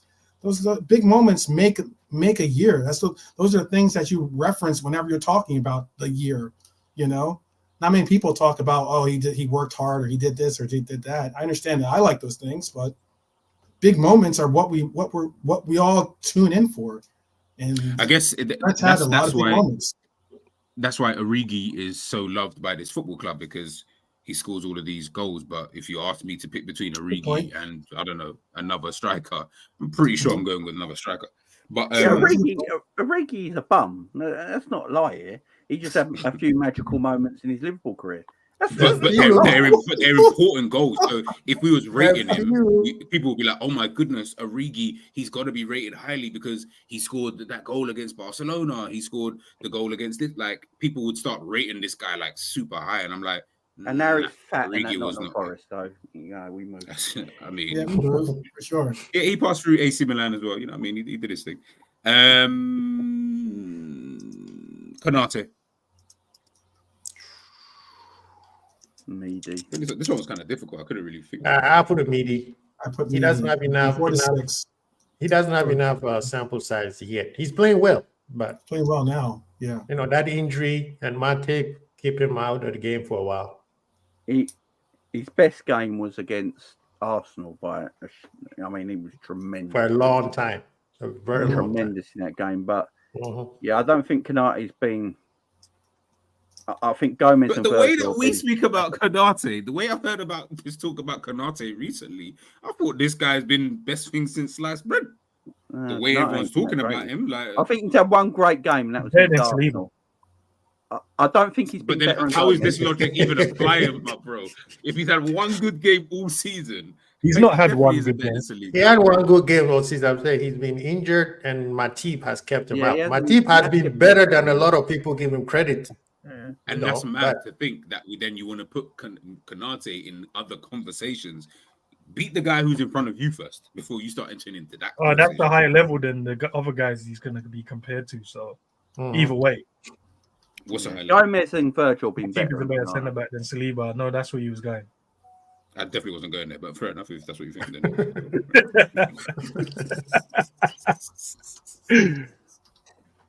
Then. So what are we saying? What meaty for someone like Konate? Are we good with that? It's because he hasn't had he's not had a lot of games, has he? Really? Apart from like Europa League and stuff like that. Yeah. No, it's true. Gomez and Virgil have been better than Konate this season. Just for he's still 6 in it. I know it's 4 to 6. I'd still say he's been 6 out of 10. Yeah. I'm with you. Yeah, you got it though. Meaty. If it was like 6, 7, and then like I think he's been meaty, mate. So he's been meaty. I like how you do it because I had to put these names because yeah, exactly, because you got to think of how would you realistically say it when you're talking about someone like you saying 4 to 6. Like I feel like that's way too ambiguous. He's been meaty. That's what you say. He's been meaty. So now any show, I want to hear all of you say Konate has been meaty this season. I don't want to hear anything else. I don't want to hear he's been world class or anything like that.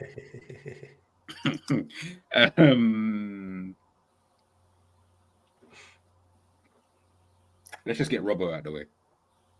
I want to get the injured ones out of the way. So yeah, Robbo. So obviously we're thinking about prior to his injury. I'm trying to remember how many games did Robbo play. Yeah, well, no, it's difficult to really think about. He's the same. He's the same as Doak. They never played that much. Let me check. No. I thought Robbo's played a bit. Yeah. How many? He's played a good few games. Robbo's played a bit. Checking now. He's played 8 games in the Prem. Wow. That's all he's played. That's all he's played. I can't remember a Robbo game. I don't remember Robbo's game. No. Wow. Simicast has been that good though. That's why. That's what I'm saying. Simicast have stepped it up. Yeah, man said don't even remember we have Robbo. Oh no, he said, is he still on the team?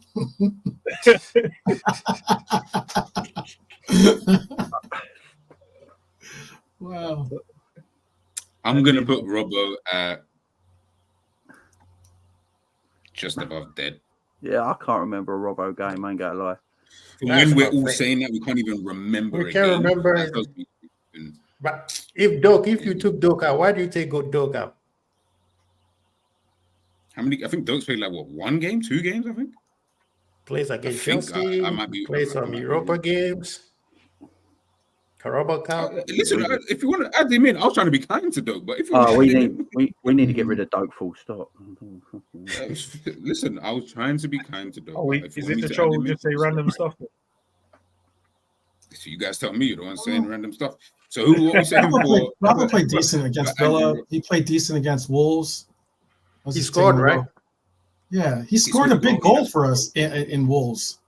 In the Wolves game. That was something that no one expected from Robbo, considering we all know his shooting woes.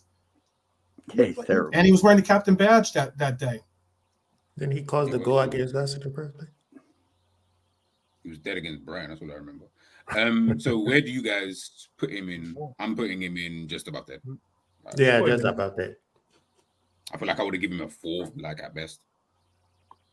Considering like from when we've got Simicast up here, clearly who's been the better left back this season? Do you get what I mean? Simicast. It's an easy one.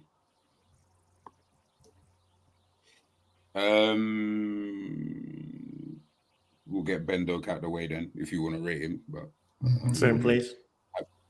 Yeah, I don't really have a. I'd say he's been dead. I don't know what he's done. Yeah. He just gets his head down and runs. It's like the athletics. Hold everyone accountable to these names. Cold. That's harsh. That's harsh to put Ben Doak in the dead. I mean, I wouldn't have put him in. Just to rate him in general, considering. I didn't want to. That's why I was about to take him out, but it seemed like you wanted to. Especially since there's a lot of promise and a lot of like. No. That's the sentiment again. That's a sentiment again. Promise doesn't equal. No, and I said there's a lot of promise behind him. I said the sentiments and all that, but I'm not giving him a pass for it. I'm just saying he hasn't played that much. That's all. He just hasn't really played. I mean, how many games has he had this year? Other than how many games does he have? Excluding Europa too. I mean, like he hasn't even played that many games in Europa. He's only played Played one like Premier I League. think he game. played 2. Played one Premier League game. He played 7 in the matches. yeah, I think he's played 2. 6 matches, sorry. 6 matches this season. Okay. That's still a good enough number, isn't it? Is that good enough? I mean, that's up to you guys. Because on the wing that he plays, bro, Mo plays there, man. So Yeah, so it's like He has started. He has started before, right? Yeah. and if In not Europa more League. than Harvey. Yeah. And even Mo even started one of the cup games that he probably would have started in anyway. Where, you know. No, I think look, we're not judging Dope by this. Like I said, I wouldn't really bother to like. He's the only one on this list I didn't really care about. I just accidentally put him in, so I apologize. All right, we're getting closer to the end. Gakpo. He's not been great. He's been good the last few games, but meaty, I'd say. 4 to 6. I am using the word. Well, can you say the word, because the word is actually there, please? Thank you. Man, the rating is 4 to 6. It's difficult. So what is 4 to 6 on here then? Average. No, but what does it say there? Like, it doesn't say average. I would have just put average. You know, that would have made more sense, right? Because I can't read properly. I know it starts with an M. That's about it. Okay, fair enough. That's cool. That's cool. Now, to be fair, he has been average, man. He hasn't had outstanding performances. He's just had games where he's been good, okay, and there's an odd game here or there where he stood out a tiny bit. But I feel like last season we played more for him. This season we don't play for him. I think the system's a lot different than what we're used to, so he's probably just getting used to it as well. Yeah, maybe. I had him at just above dead, to be fair, but if you guys have him at meaty, then... Yeah, maybe. Been better than Lucho, though. See, I feel like he's been... I feel like Lucho Diaz has been meaty, to be fair. If we're going to put Kanate and Gakpo in meaty, we probably should put Diaz in meaty as well. But this is what I don't want is I don't want your rating to be based because we put another guy in that rating. You basing that one specific player, regardless so they've both of been how as bad as each other, I suppose. They both. I think Diaz has been better than Gakpo. I think Gakpo has been a ghost. They've all had okay moments and they've all had bad moments, if that makes sense. So, yeah, I'd put more in meaty. I mean, we're top of the league. None of them could be that bad, I suppose. He's 20 chances. You think so? He's got 20 chances. I'm sorry. Oh, I don't care about created chances. That's a shit stat. Okay. The only stat that matters in football is the result. That's all that matters. It's just because earlier he said obviously he hasn't had any assists and it's created 20, but the strikers ain't scoring. Stats are shit, man. The only stat that matters in football is if you win or lose or draw. Wow. Okay. It's a fact, though. Next player, Jarrell Kwanzaa. Chat to me about the star boy. Decent still. I don't remember him having a bad game. Yeah, 6 to 8. Yeah, I had him in there as well. You know what's so mad? A part of me had him in that kind of bracket, but I had him at just like a week 8. Because I thought like he's been dope this season. You know what I mean? Like anytime he's played, like I don't even remember any bad game. There isn't any bad game, bro. Like there isn't any bad game. Yeah. He hasn't had one bad game, really. So really, the reality is, wouldn't we really be putting him? He's been on job this season. I'm just asking the question, by the way. I'm not based on his performance. If you take out the results in the games he's played in, just isolate his performance. I don't know what else he can do, bro. Like, but he hasn't lost. Like, sorry, he has lost. I think. No, he has lost. But I'm just saying, he's just in isolation, bro. His performance. How many games he lost? On one Toulouse game. Maybe one. Yeah. Stick him up next to Toulouse and USG. Throw him. Yeah, what Jamie said. Throw him up there, man. That's what I'm saying. I'm just asking. No, I mean, like he also had the bad play. Crystal Palace, right? We won. But I know. I'm just saying though. Yeah, you're talking about it. They had to take him out. He ended up getting a penalty, and you're right. Yeah, but that's not our fault, bro. That VAR decided to run back. That's not a penalty, man. No, that was a penalty. It was a foul created. Big you like that need to stay on his feet, bro. I don't know why you're throwing yourself to the ground. I mean, that game, the Palace game, and then the Union game were possible. That's what I'm saying. He's been exceptional. He's been exceptional this year. He's been a very bright light in unexpected as well. I mean, those of us that paid attention to what Klopp said in the interview and picked up on is one thing, but for a lot of others. I see why Ents is fighting hard, because he doesn't want to see Kwanzaa and Nunes in the same spot. Who? No, I mean, this is no, bro. As I said, I pay attention to the games we play, bro. I'm not like the other people. He's not even in the games like Palace that you mentioned. He still had a great game in that game. He was good in that game. One. Yeah, he was good. He was very good in it. It's just the team was just dead. Mm-hmm. They got an offside goal that I we definitely know. wouldn't say he was very good in the Palace game. I definitely wouldn't go that far. What was wrong with him in the Palace?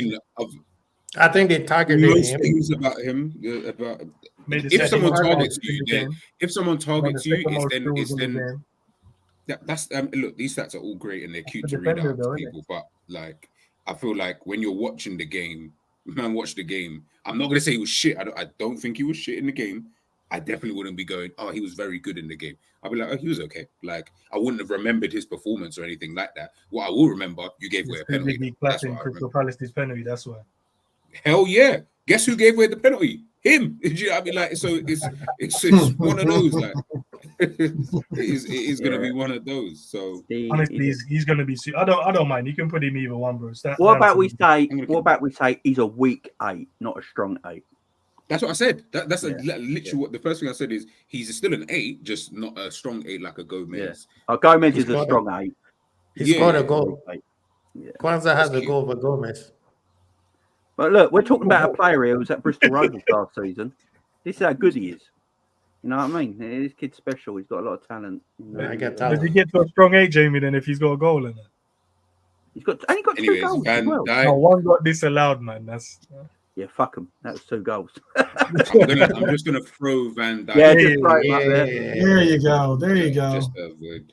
Actually, there should be a god tier where Alisson and Virgil should fit. No, the god tier is only safe for Alisson. There's no one better than him. He's literally been the one. Thank you. Endo. My man. I'll put him on the job, man. I'll put him on the job because he came facing some serious criticism from his own fans. Mm-hmm. Look, and rival fans made fun of him, and he has systematically worked his way towards that tough, quote unquote, hard club midfield. He makes the team balanced. I love it. I've been bigging up this guy since we bought him. I've even made a T-shirt that I'm going to be putting out soon. I love this guy. I've got nothing but respect for this guy. Yeah. But I would say it's the last 4 or 5 games where he's just been excellent. He took a while to get into the team and produce his best. Mm-hmm. That's why I'm sort of like decent still. You know, he's been like 7 out of 10 this season. You know, but if he carries on this trajectory that he's played the last 5 games, he could be up there. But 7 out of 10 times. And I'm his biggest fan, man. And I'm his biggest fan. So he's at 8. I'm doing my math in my head to see if he makes it to the 8.5 or 8.2, which will propel him to the odd job. But yeah, I think he's a solid 8. Yeah, he's an 8. So whether he's on the job or I'll put him on decent. I'll put him on decent. Yeah, I mean, I'm with Jamie. I think it's a 7. I think he definitely was not anywhere near this good when he first came. So we got to take that into some type of consideration, whatever the context is. Like, he just wasn't good enough, which is fine. Was played in a couple of games, obviously then started to play Europa League, was playing pretty decent in the Europa League. But in the Prem, when he then come on in some games, just wasn't really there. It's only been literally in the last 4 or 5 games where, again, he's the flavor of the month now.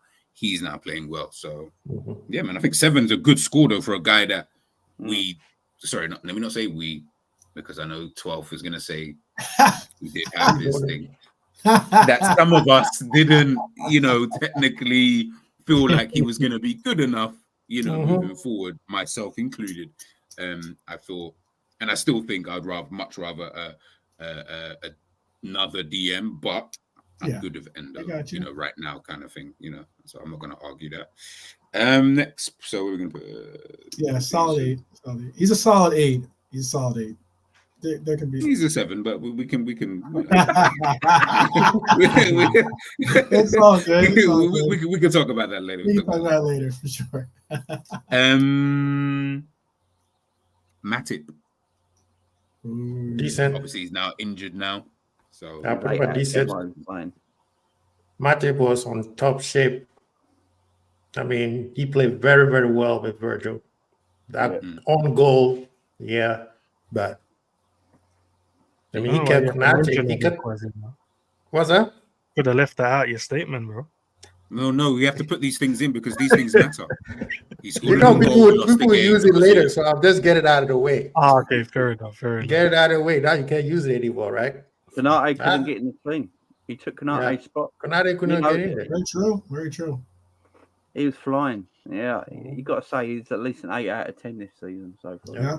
So, but are we saying a weak 8 or a strong 8? I'll say a strong 8 because we've got the best defense in the league.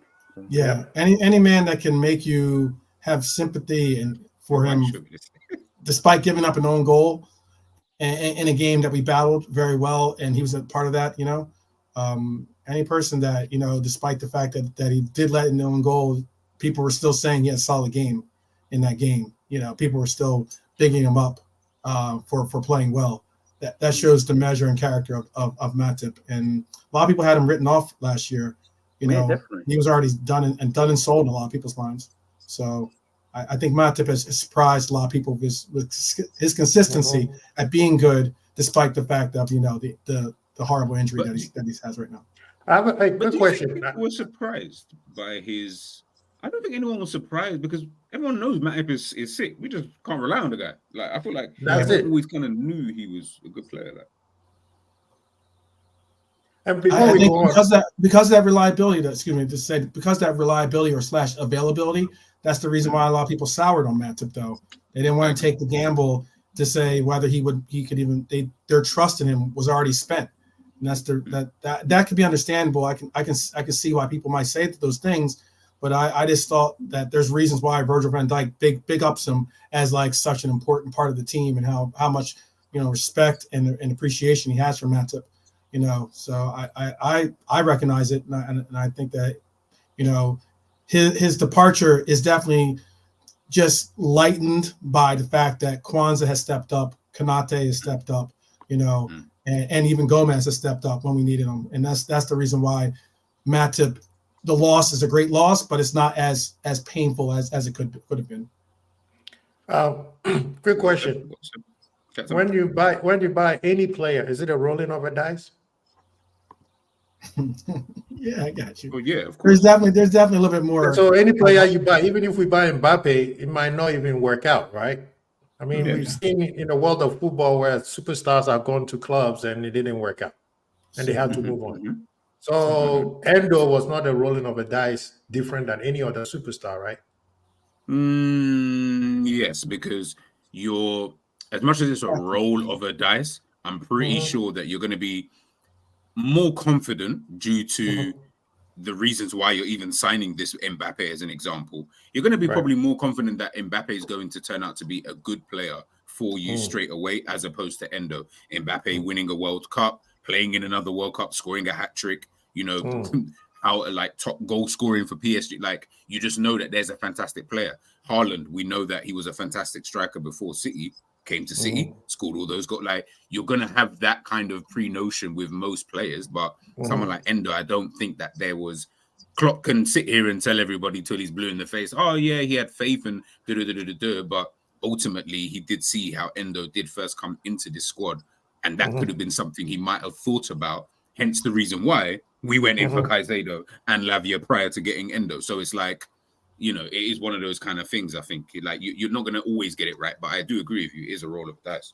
Yeah. So the manager, that means we give credit to the manager and his recruitment team because that he looked at the player and said, this is the player that I want and I can make him better. And so far, he's doing it. So yes, some players, okay, you could roll the dice. Like Beja is saying that some dice are loaded. Mbappe is loaded. 9 out of 10 times he's going to be great, right?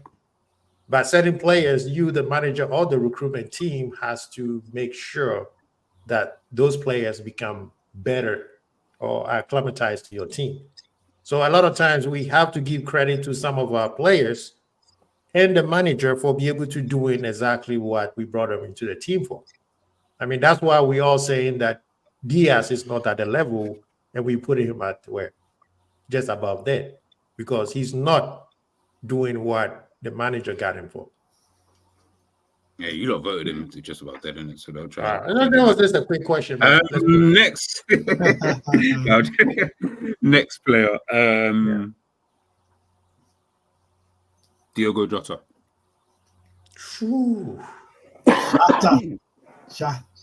Shata. I mean, his performances are not that, but the man does only one thing, and that's goals. So decent. Meaty. 6 goals in 8 matches. Ed, what are you saying though? What are you saying though? How? It's funny how he says the word meaty and he remembers how to say it, but when it was Gravenberch, we were average. I don't know, that's weird. But go on, and continue. Nah, listen, it's been what is it, 4 to 6? Yeah, man. He's had some good performances, he's had some stinky ones. I remember if you take your mind back to the start of the season when he was completely missing in the Chelsea game. I remember this. When the goal shield. To be fair, in the following game, he did score, look better, but I think he's been all right. He's been injured for a little while now as well, man. So I think between a 4 and a 6, it's more average, isn't it? It's just G's words that he's used. Meaty is average. Like meaty is the same thing. Like I just prefer the word meaty. He's been average, meaty average. But it says, but meaty hurts more. That's why I prefer to use it. Quasi.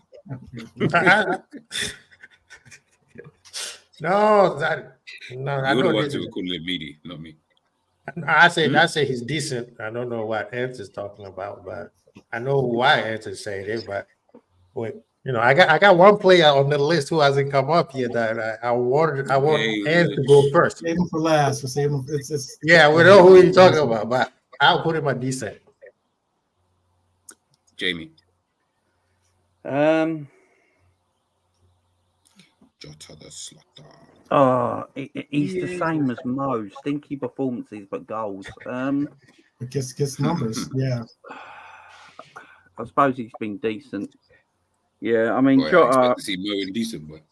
Jota's our most clinical forward by a mile. Yeah, if Jota can stay injury free, in my opinion, he's our best forward. So, yeah, decent. 12. What are you giving him? Because we got 2. What did you give him? Sorry, 12 for Diogo Jota. Oh, I haven't given him. Oh, sorry. Go on. I think that you have to give him. I can understand Enz's point. There's been some games for him that he hasn't shown up the way that we wanted him to show up. But yet, he is arguably the most called for player or on our team at the moment, considering our lack of clinicalness or being able to score and everything else and being precise with the finishing. The overwhelming clamor that I hear or overwhelming shouts are for how much we need Diego. And he is a shot caller. He does score some really big games in some really big games. Like I was really disappointed not to see him in Arsenal, for instance, because he cooks Arsenal on some Bobby levels sometimes. Okay. And I know plenty of Gooners that were happy not to see him in that lineup.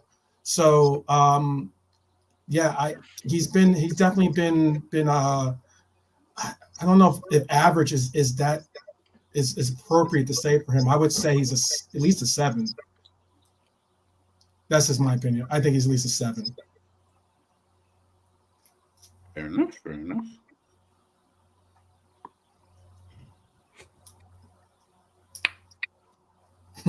McAllister. Ooh. Been our best midfielder this season. I thought that'd been Endo. Yeah. I thought that was No, I think McAllister's been our best midfielder. I think we miss him when he doesn't play as well. That's just my opinion, anyway.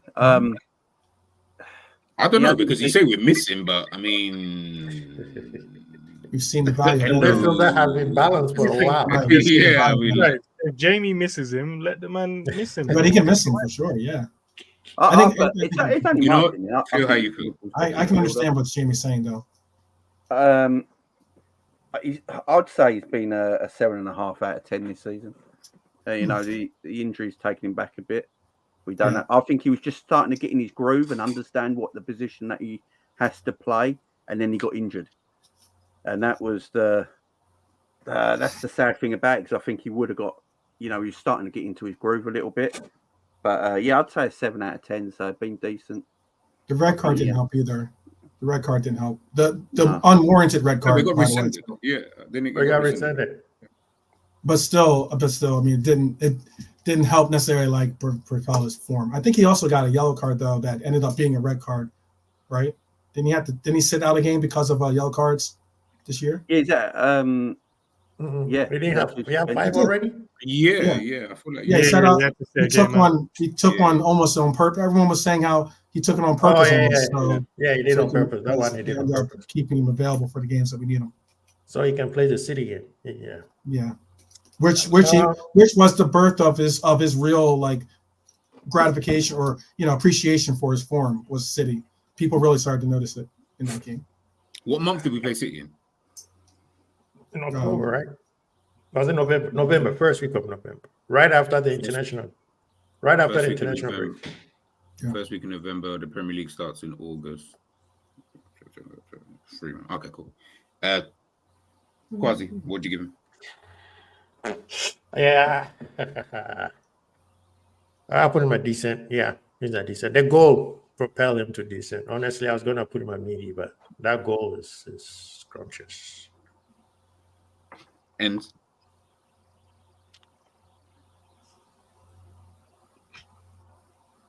is it? I'm thinking, bro. Sorry. No, I didn't know if you. Because he didn't start the season that great, but then started strong after that. Started getting better as once he learned the role, how Klopp wants him to play instead of how Brighton. I remember saying earlier in the season, I feel like he still felt like he was playing at Brighton because he was taking too long with some of his passes. But where we want him to move the ball a bit quicker. But I can't knock him, man. Jamie's right. We had missed him, but Wataru stepped up, man, and filled the shoes, man. Filled the void. So probably say a strong 6. Guess it doesn't matter what I think anyway, so let's go. Jones. I'll say a 6. 46. 7 out of 10. 46. He started well. That red card affected him a little bit, and then he got injured. So his form dipped after that. Sure. By the last 2 games, he's done well. So I give him a 6.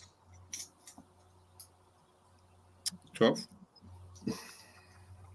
He's had periods where he's had little spells where he tried to find that return to form. But I think Curtis has played pretty well. I think the importance, if you're saying the importance of Maka has been recognized, I think the importance of Cujo has been recognized as well when he's on form and you see him really being able to take over that 8 role for him. And it's the reason why I think he was the normal call for a starter in the beginning of the season. He did drop it in the middle when Ryan started to propel towards gaining some momentum, but I think he's actually reestablished himself as being the preferred 8 in that role for right at the moment. I'd give Curtis a 7 out of this year. That's 6, maybe 7, something like that. Jamie? I'd give Curtis Jones a 7. I think he brings us good balance in the midfield, and he's quite an intelligent footballer, and he's getting goals, and I think he's been decent, man. And definitely a 7. I think Gakpo's been the weakest of the midfielders, I'd say, but that don't mean he's crap. Curtis Jones been good, man. And I don't know if you probably meaty, bro. Strong 6 though. Strong 6, maybe 7. Strong 6. Yeah, you're right. I think there's games when we need him because we need his control in the midfield. I like watching him the other day when he came on, and the first thing he did, try to sell us out in the Burnley game. There was a simple pass out on the left-hand side. Whoa. And then he Are you lost not a the Liverpool fan? Like, can you not just praise the players instead of just picking out their flaws? That's what I try and say, but apparently we want to play this game. So no, but overall he's been good, man. But I think he hasn't been like I loved the way he played last season, but obviously the system's slightly different, so he doesn't get to play that same role. Yep. I always find it he's at his best when he's more direct, when he's keeping the ball sometimes. And I guess obviously sometimes you get put on the pitch to do a certain role and you know, and the job that you have to do. But I love it when he's more direct, man. Love it. That's I think that he's at his best. Like when he played against West Ham the other night, that's him at his best, running in behind, you know, playing those neat, intricate 1-2s and then running off the shoulders of players and then getting it back and getting shots away. That's when he's at his best. But yeah, I think strong 6. No, I feel you on that one. I'll leave him there. I think, I kind of agree with what most of you have said, to be honest with you. I'll give him a strong 6, though. So that's why I just had him just above, like, the Gravenberches, the Konates, the Gakpos. So, I'm good with that. Last but not least, the king. Midi. We should let the host go first on this one. I mean, this is his guy. So I'll give him a week 8. We can gauge how this conversation is going to go. I would give Mo a week 8 because at the end of the day, he's still our best attacker, he's still our most dangerous player. He is the one that you can trust the most in most senses, in terms of availability, in terms of goals, threat, all of that kind of stuff. But the performances at times have been super stinky. But I don't know anybody else who can stink as much as him and still get you goals. Like, I don't see these. Man, not as much as Salah. Not as much as Salah. Salah is a different kind of breed of individual. Like, can we talk about the volume? Yeah, the volume of like goals that this guy will score in stinky performances. No, that's not the volume. That's Travis. That's Travis, the politician. Yeah. Look at the volume of chances he gets over everybody else in the front 3.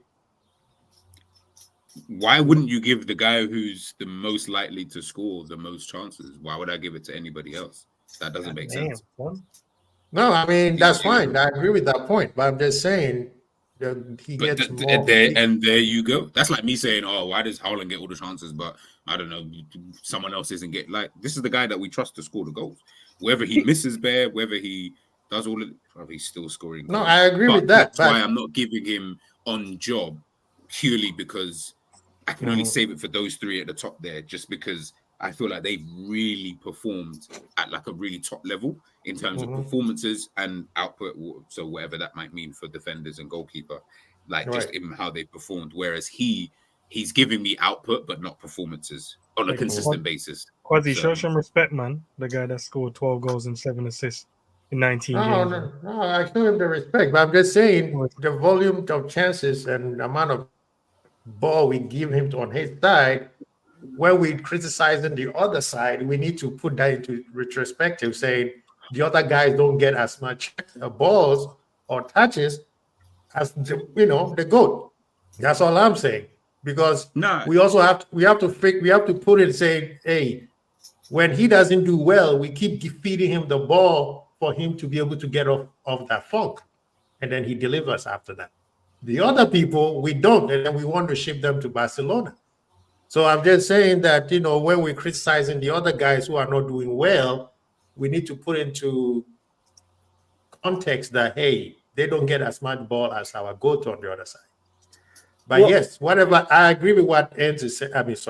What G is saying, but I'm just saying when our GOAT is not playing well, we still give him the ball for him to be able to get over his downtime. The other guys, we don't. We sit him down or we ship him to Barcelona. That's all I'm saying.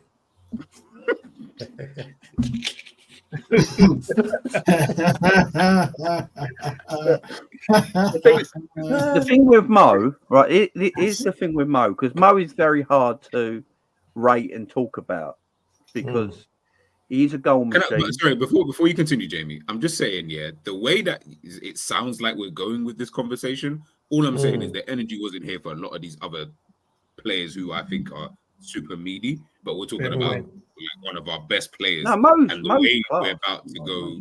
No, Mo is class. But what I'm saying about Mo, I need to hear it more. That's all. Where it's difficult when we talk about Mo Salah is because he plays right wing. If Mo Salah was an out-and-out number 9 with the stats he has, no one would say anything about performances because he's getting the goals. If you've got a striker that scores 30 goals a season, but his performances are a bit stinky all season, does anyone give a shit? Because he's scoring 30 goals a season. But because Mo plays right wing, we debate it a little bit more because he isn't the striker. Liverpool. The problem with Liverpool is that our striker plays right wing.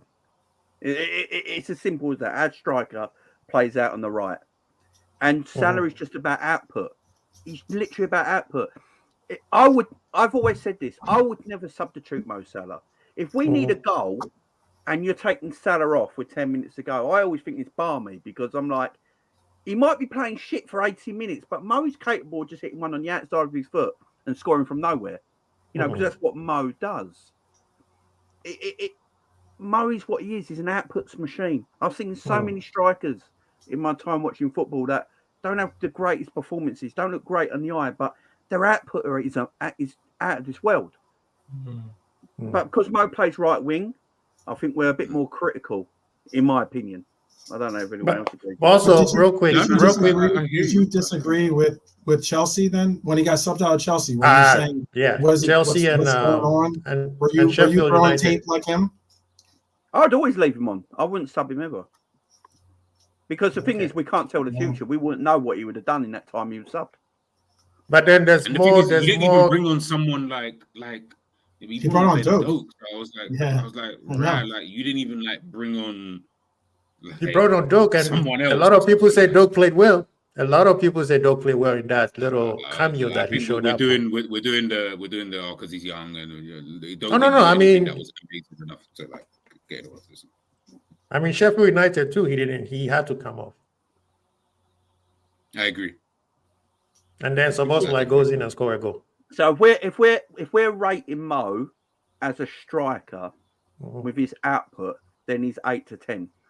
If we're rating Mo with his all-round playing right wing as a right winger with his output, he's a right winger. He's still 8 out of 10 because what right winger's getting that stat? That output. So if you look at output alone, wherever he plays on the pitch, centre forward or a right winger, he's still got amazing output. So he's still an 8 out of 10. But his performances, as you say, G, sometimes we have nice build-up play and it gets to Mo and he just gives the ball away and it can be really frustrating. And I've heard you say that as well, G, and you're like a big fan of his. So that is one thing we get frustrated with Mo about. But then out of nowhere, he'll score a beautiful goal or create a beautiful assist or do something magical and we just stand there, hold our hands out and go, that's Mo. No, listen, I love and hate the like Mo. Like, as in, I look at the guy and think, you're so annoying. But guess what? I love the fact that you're just the guy. Like, you just have to be the one to score goals, and I can trust you, like, kind of thing. Whereas, can't really do that. Ends, what would you give? I can't, not the guy, man. He's created, 53 chances in the Prem so far this season. I know, man. You have to show him some so he's creating for other people. Okay, fair enough. Yeah, no, just it's more towards Quasi in it because he needs to respect Mo a bit more, I think. So he's creating. So other players are getting chances. Is what you're saying? Yeah, giving them. It might have been early in the season because I know the last month he ain't tried to really assist no one. But no, listen, he's not. I criticized him because I feel like in games he's a passenger, but you can't knock the fact that he ends up scoring a goal. But I can't wait just to see what the team looks like when he's not in the team. Just for now, it's gonna happen. So it's not. I want it to happen, but we have seen it though. Haven't we seen it? Yeah, but that was with the other guys. I'm talking about with this new crop of players. No. With this season, there's a couple of games where he only played half because maybe there's an arrangement between him and the manager. Oh yeah, in the Europa League, but he's played Europa League, Carabao Cup. There's been a few games that he had to come off the bench. No, but I'm talking about in terms of the Premier League squad, in it, not the rotated Europa League, not the Carabao Cup games. I want to see the proper Premier League team, and then just not him in, just to see what it looks like. But he's played 19 games, bro. So credit to him, bro. He's always fit. Yeah, I think the Arsenal game at Emirates is going to tell a lot. Both games, actually. The FA and then does he? Oh, I'll check in a minute. Did we not beat them? Did he play in the last FA Cup last year against them as well? Yeah, I remember Jota just killing them, bro. That's all. Jota. Right. I think it'll be. I think just before you go 12, I think it will be a case of when Salah's not played, he's come on.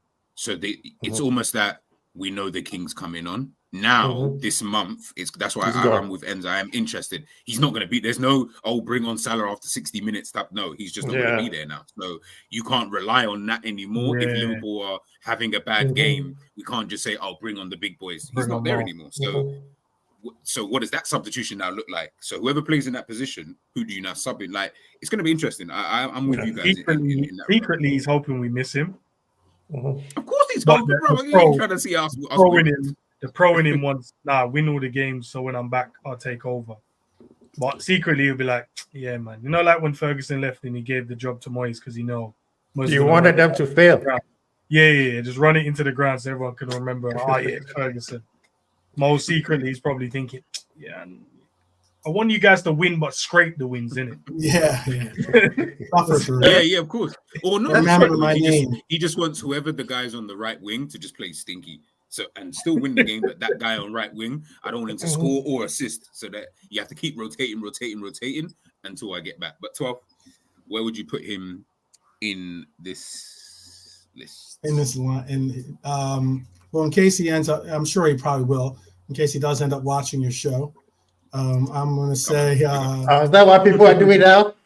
Yeah. No, seriously.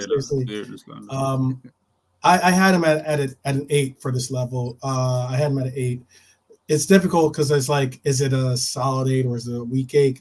That's. I mean, he has produced when he has gotten numbers. I mean, that's one amazing ability for him to get his statistics, get his numbers, and at times he does end up,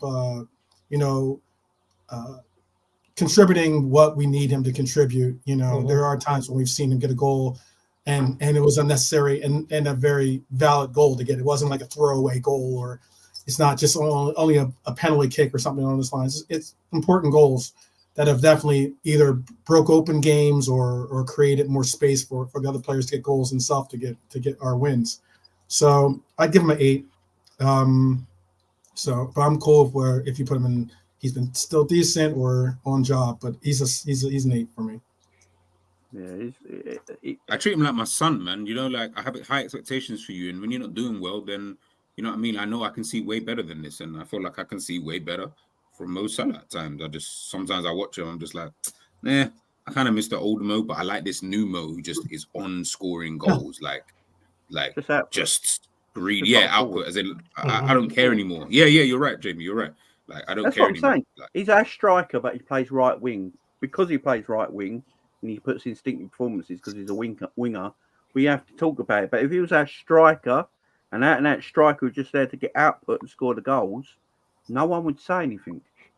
So look at Haaland. Haaland, I don't think he's that good of a footballer, but he's a goal machine. If Haaland played right wing, he'd be stinky because he hasn't got that ability as a footballer. Mo is output machine.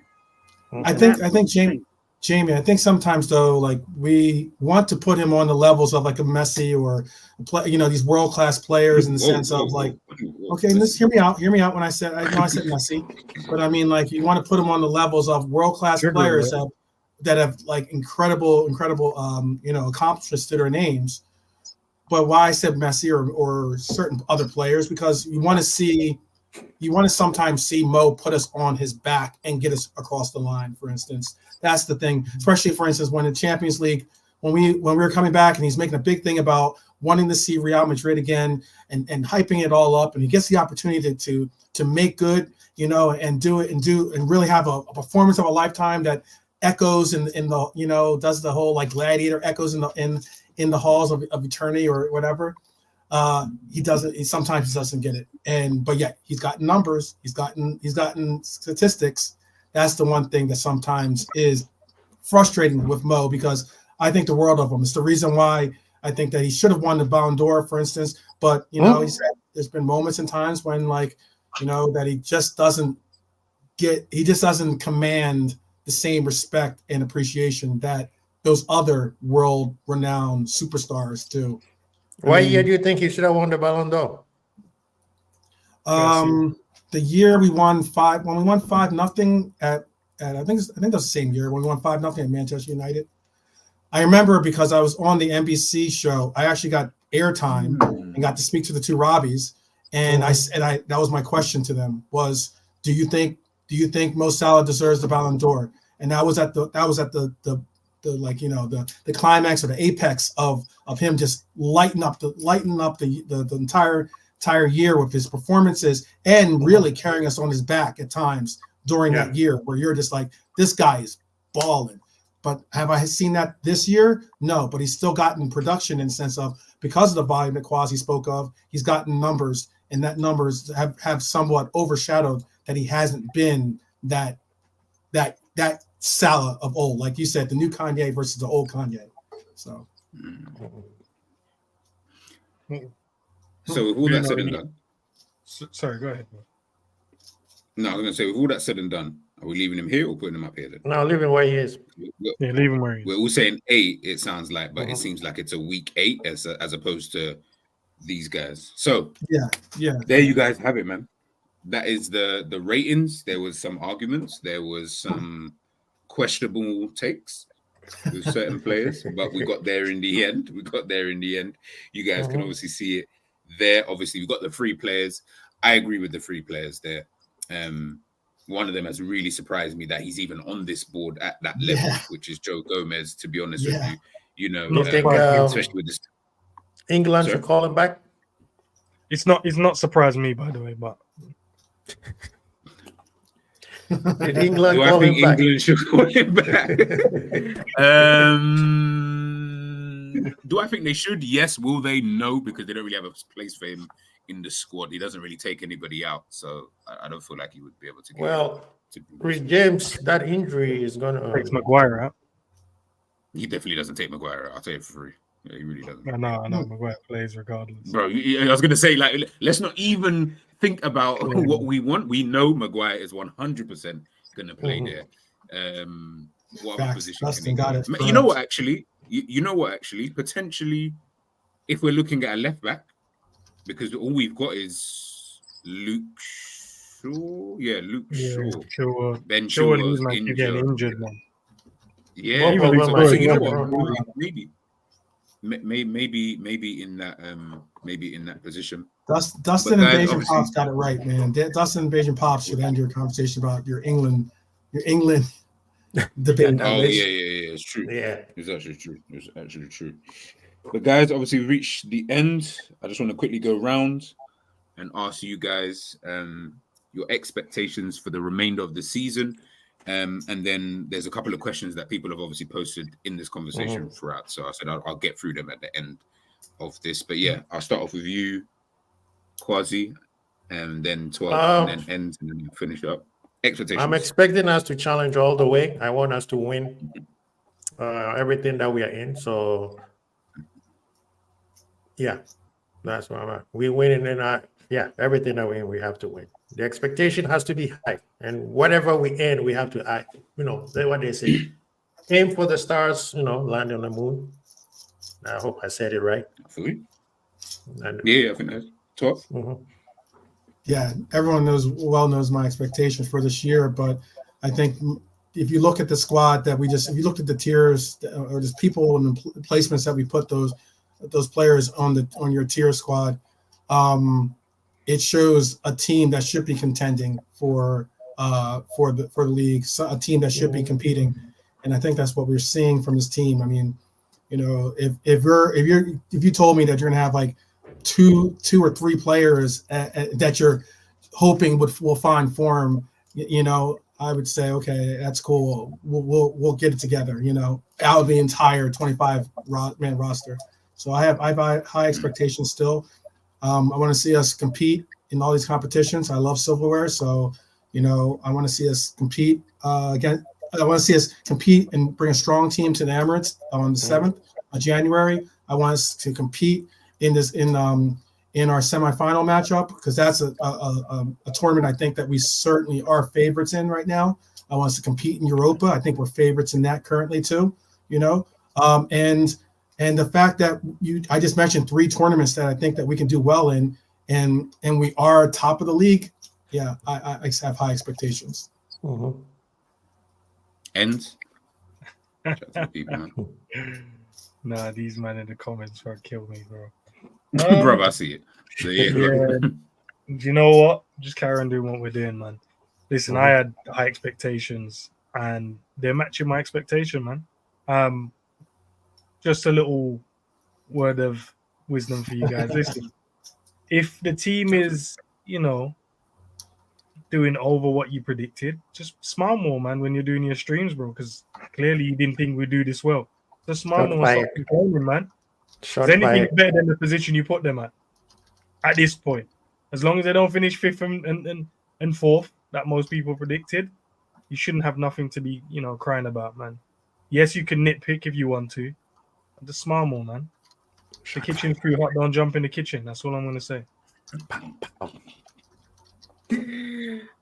Thank you, Enz. Yeah, Enz is right in that sense. They have over-exceeded massively where I thought we would be.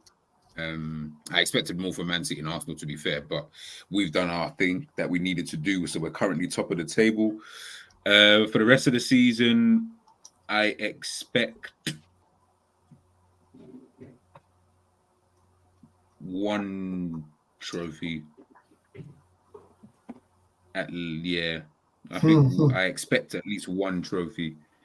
Considering we're in the semi-finals of the bloody League Cup. I mean, if you can't get through that, then but yeah, I expect 1 trophy. The other 3 I'm not too sure about just yet still, but I do expect at least 1. And I expect us to definitely now. I don't have us 4th, but I have us in the top 3 finishing this season. Definitely in that top 3. I don't think there's any other team at all who's going to come close to the 3 teams who are currently, you know, up there battling kind of thing. And yeah, man, as Em said, just long may it continue. There's really nothing else, man. Just keep going, keep doing your thing. And I said I would do it. Come the end of the season, if Liverpool win the league, I will do an apology to Jurgen Klopp and the rest of the boys. And, you know, I have to take back. No, but take back what I said, because I said what I said and I want to take it back. Yeah. But, you know, I'll just have to say, yo, listen, they did their thing. So I was wrong. I was definitely wrong in what I said in my assessment. We want a press conference. We want a press conference. That's fine, man. That's fine. As long as you do it smiling. Huh? As long as you do it smiling, bro, we're cool. Yeah. Listen, if we win the league, I'll be smiling regardless. Anyway. Right, exactly. Well, what's the silverware that you think we're going? You said we're going to just win 1, so Carabao. So okay, but also, did you not say that if we win the Carabao Cup, Klopp should be out? Didn't you say something along those lines? Damn. I never cared about the Carabao Cup. You said that. You said you don't care about the League Cup. It doesn't matter. I don't. Yeah, I don't. Right. I still don't care. Right. So I mean, if he wins a meaningless title, in your words, a meaningless title, then what has he accomplished? Nothing. Then I guess. Oh, remember. I'm just asking. What I think we're going to win. What I think we're going to win and what we're going to accomplish. They're 2 different things. Remember, you know. Okay. So, Richard Red is asking you a question, G. He's definitely not asking me. Yeah, what I think Liverpool win. I mean, if we win just the League Cup, it would just reiterate exactly what I thought about Klopp before the season, which is nothing, really and truly, good kind of thing. So that's kind of where I'm at with him. Is that's how I think of it. Is I kind of think that, to be honest with you, I don't think we will win the Premier League or the Europa League or the FA Cup. So I think we'll. But exactly then he'd have a bad. That's a bad year. Yeah, that's a bad year. But this, no. Like for me, as long as we finish in the top 3, we've over exceeded. Literally. Oh, so your expectations for Liverpool is top 4. I got you. That's your bar. That was a good year for you is making top 4. I got you. I'm winning the trophy. 100%. But the importance of them winning the Carabao Cup is for the new players, because that, everybody say, Jose came in and Carabao Cup. This manager comes in the Carabao Cup, then he propel you to the next level. So most of our win the season before. What's up? We didn't win anything. Chelsea win the year before? No. What did Chelsea win the year before Jose came in? Nothing. They didn't win anything. Is the answer to the question? They didn't win anything. Yeah, but he won. The first thing he did was win Carabao Cup. Yeah, because it's the first available trophy. Right. So he took it serious. I'm saying that hasn't won anything. Yeah, right. But we're not taking it serious in a sense of like. Remember, again, context. Like they were playing their strongest team every single week. Like that was their thing. They were out there to do those. We're not doing that. So I'm not saying we're not taking it seriously, but we're not taking it serious in the sense of like, okay, I need Mo to play, I need Ali to play, I need Virgil to play. Do you get what I'm trying to say? Yeah. And they were a team who had never won anything prior to that. Whereas we're a team who have won. The new players are the new players. We've got players who have won. Virgil, Ali, Trent, that's what I'm saying. Salah, I'm saying for whoever else is, in the top. Gomez.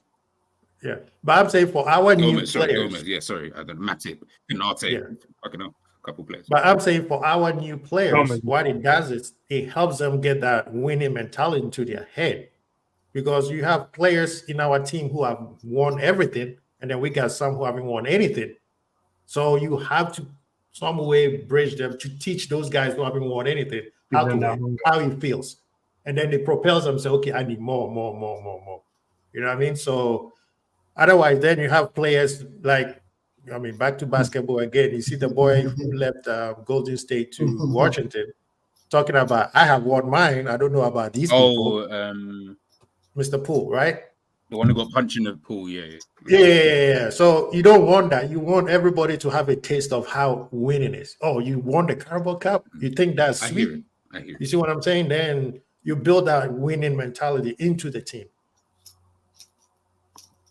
No, you're right. I was just asking questions because I know definitely there was certainly I know Klopp was not exactly getting a pass if he wins anything, much less one. But I didn't know your bar for Klopp was top 4. That's interesting. Oh yeah. Because that's how I rate him at the moment. So that would be. He's a top 4. He's a top 4 coach. Gotcha. Yeah. That's in your words, he's a top 4 coach. 100%. Yeah, bring them those questions. Wow. I'm just messing with you. I'm trying to start. No. Listen, it's fine. if we go through the history book, I'm not trying to choose violence before I leave the door. He's really a top 4 coach. But we'll go through some questions that some people have asked. Big up, by the way, everyone who has left questions for everyone here on the panel. I know I started all the ones I can remember back from like 8 o'clock. So I'm going to just quickly rifle through them. First one was from Realism Jared. Is the quality of football for all teams well below par because of the accumulation of games over the last 3 seasons, especially the teams in Europe and that have had many international players? If we can keep it short and sweet, guys. I think this thing of people say one season is. I always ask. Last time I think I asked you, G, when is the best season anybody ever seen? Because I went back 10 years to look at the point tally. One year, one team won 95 with 95 points, right? Don't equate best season with point tally, though. Don't equate best season. How it is, because you got teams coming in as second with 50, 79, and 60 points. Right? Everybody say, well, other teams, the mid teams have catch up. If the mid team can catch up, that means the league has gone up. You see what I'm saying? So, but gone are the days where one team can beat everybody and then they're done by February.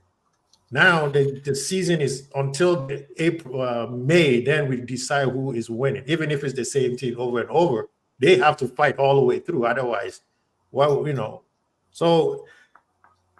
There's more games, and I think there's more. The game has been saturated. So a lot of people accumulate, kind of combining and say, "Oh, the game has dropped." No, it's just too many games. Everybody can watch football anytime. Back in the day, even in America, you'd be lucky to watch a Premier League game. You see what I'm saying? It's one of the reasons why we like, some of us like the teams we like, because those are the only teams you got to see. Like, start back in the day. I mean, it's either Liverpool, Manchester United. I mean, a lot of you weren't watching City. You weren't watching Manchester City on the television, back in the day at least. But go ahead. Because what constitutes a very, very good season, a very competitive season? That's my question. Yeah. Those are two different questions. Yeah. No, yeah, I understand, but because I hear that all the time. Well, the league, I mean, right now, okay, Champions League, we could all know that is weak. We could all know. But in terms of league-wise, how do you constitute? Because Champions League is just a tournament. League is a 12-month competition. So how do we constitute a weak league? If it's not with points, then is it the eye test stats? It's really whatever anyone's perception, however you want to see it is. However, it is. Some people say the Premier League is a good league because it's competitive, but then other people say it's not really a good quality league. It's just competitive. So then, does that make it a quality league because it's competitive? Like I would argue, the Champions League is competitive this year because everyone's more or less on the same level now, as opposed to before. You always had Real Madrid, Bayern, and whoever, City or whatever, and then everyone else is just kind of like, oh, you just kind of see, up to these kind of levels. Whereas now everyone seems to be relatively a bit closer. But I don't know. I have no idea in terms of who's going to win that though. Didn't English teams though win 2 out of the 3 European competitions last year at least? What's that? Yeah.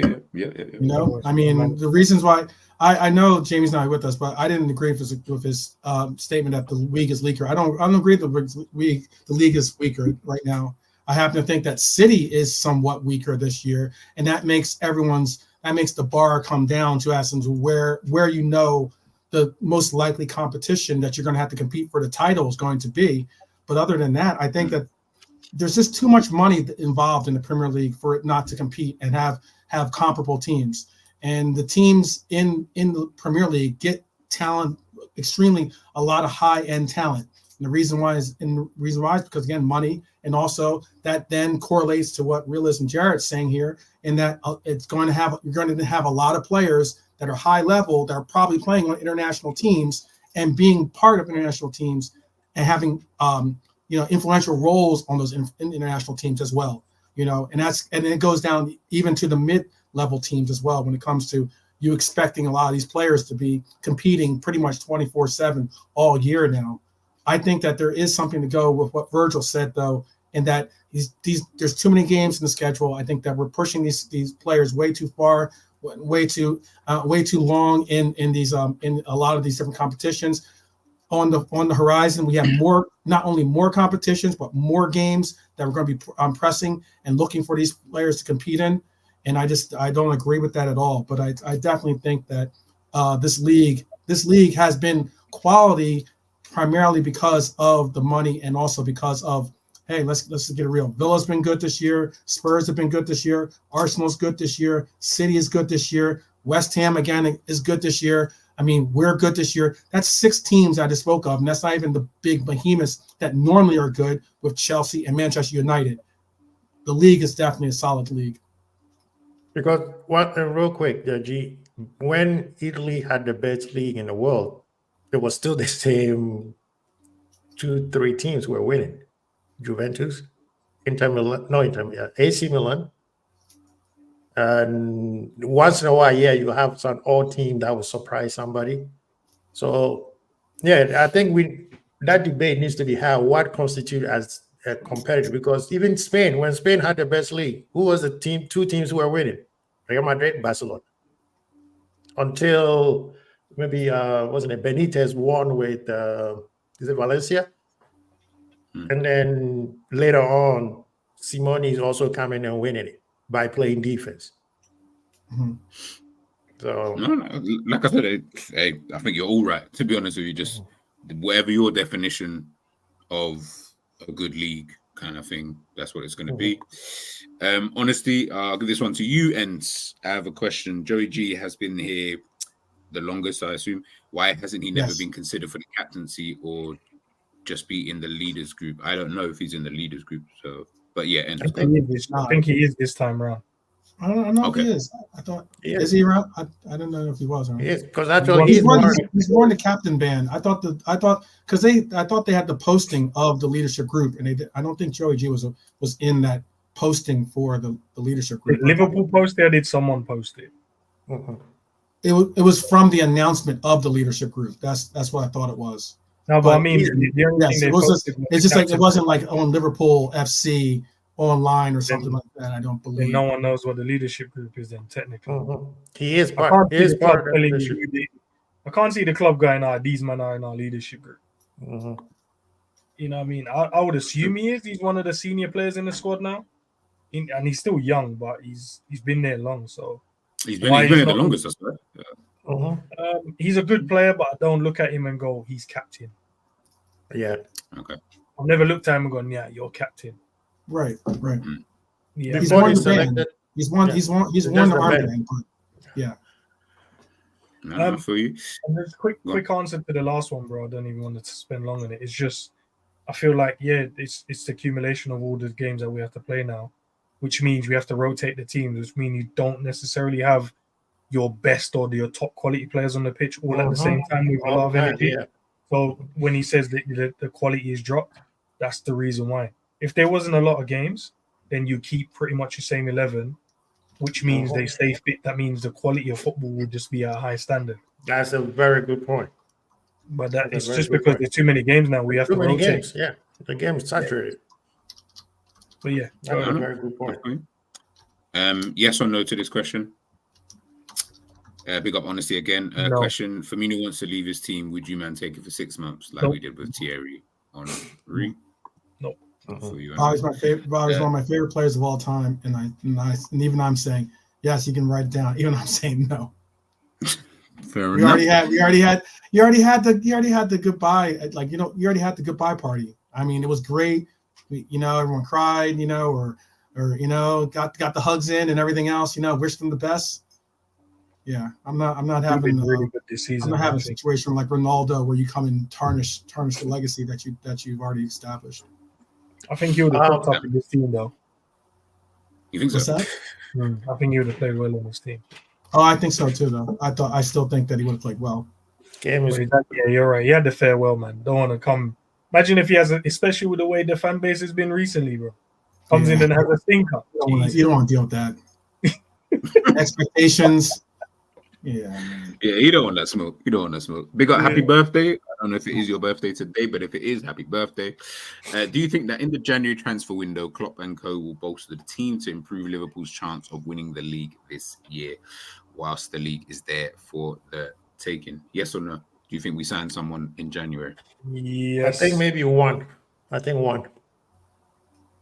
Yes. I think that it depends. Like guys, I think we're going to be recalling a lot of loans. That's my opinion. And the number of loans that we're going to be recalling, whether it's Nat Phillips, whether it's Fabio, like as in two. That's like I heard someone mention Owen Beck. Like that's 3-4 players that were possibly going to be returning to the team. There's an outside chance if how they say it breaks in our favor. That we might go out and get one player, but I still stress that you got to find a player that's able to not only be such a dynamic player, as you mentioned, as a Lucho, to be able to hit the ground running and be able to produce and be able to contribute immediately, not having familiarity with his teammates, not having complete familiarity with the system already, and what the expectations of Klopp are throughout the those previous months that other players have had the courtesy of doing. It's going to be difficult, and it's going to be high expectations for a team competing on all fronts. So it's a high bar and a heavy weight to hold. So I really think that the lone players have a better idea of what it's going to take and what we're expecting from them, and that's something. That's a good it's actually a good shot. I didn't even really think of the lone players, but you're right. The Carvalhos, the Nat Phillips. Okay, yeah, no, you might be right about that one. Do you guys think Harvey could do the false nine? Nope. No. Big up Freezy. Big up Freezy. I like thinking outside the box. I like it. I mean, we all sat here. Everyone's sitting here saying Diaz can play false nine. Why can't Harvey play false nine? You get bullied. Just asking a question. You get bullied. I don't know if you were joking while you asked that question. So yes, I know. I don't know. Is that sarcasm? Yeah, I was trying to read the room. I don't know. My bad if I didn't get the joke, but no. No way. That's a good question. Big up Dustin. Who do you think is the key player for us to win the league? He still thinks it's Dom. Pick one player. Alisson. You have to pick one key player. Alisson. Ooh, that's a really good question. It's simple. It's Alisson. Yeah. Trying to think if it's going to be a defensive one or an attacking one. Yeah, that's what I'm saying. It's tricky to pick one player. If it's a defensive one, I'm going to pick Virgil. If it's an attacking one, whether you hate him or love him, I'm going to go Darwin. You know what? That's a great shout, because you know what? If Darwin does what we all have expectations, or not all of us, but some of us have expectations of him being able to do this year, then that's the difference maker. If we have Darwin, really firing on all cylinders and scoring the way that we want him to score, then that's a wrap. We'll win the league for sure, because just as you guys said, Alisson and Virgil are the best at their positions when it comes to defense. So if we can get Darwin doing what we want him to do, that makes a difference maker to me. Absolutely. Got one more question here, again from Honesty. With the rumors of Inacio and Bakayoko links, even here in Belgium, they are saying he might leave for LFC. Let's say we only get those two in Jan. Would you, man, see us going 100% for the Prem? I think without it, we'd be going for the Prem. I feel like at this stage now. Prem and everything anyway. So hey, honestly, that question is for these men in the panel, not me, bro. How much are those transfers, by the way? Does anyone know? I'm just curious, just to bring context. I heard how much Inacio has a clause. Inacio's price, I thought, has gone up, right? His buyout clause or whatever is going up. His release clause 55 million. Okay, and how about for the other player? Bayako, I think it was 17, right? Both of them are pretty low. That's what that's what the rumor was saying, but it'll probably be slightly higher. Yeah. 25. Round it up to like 25 or something.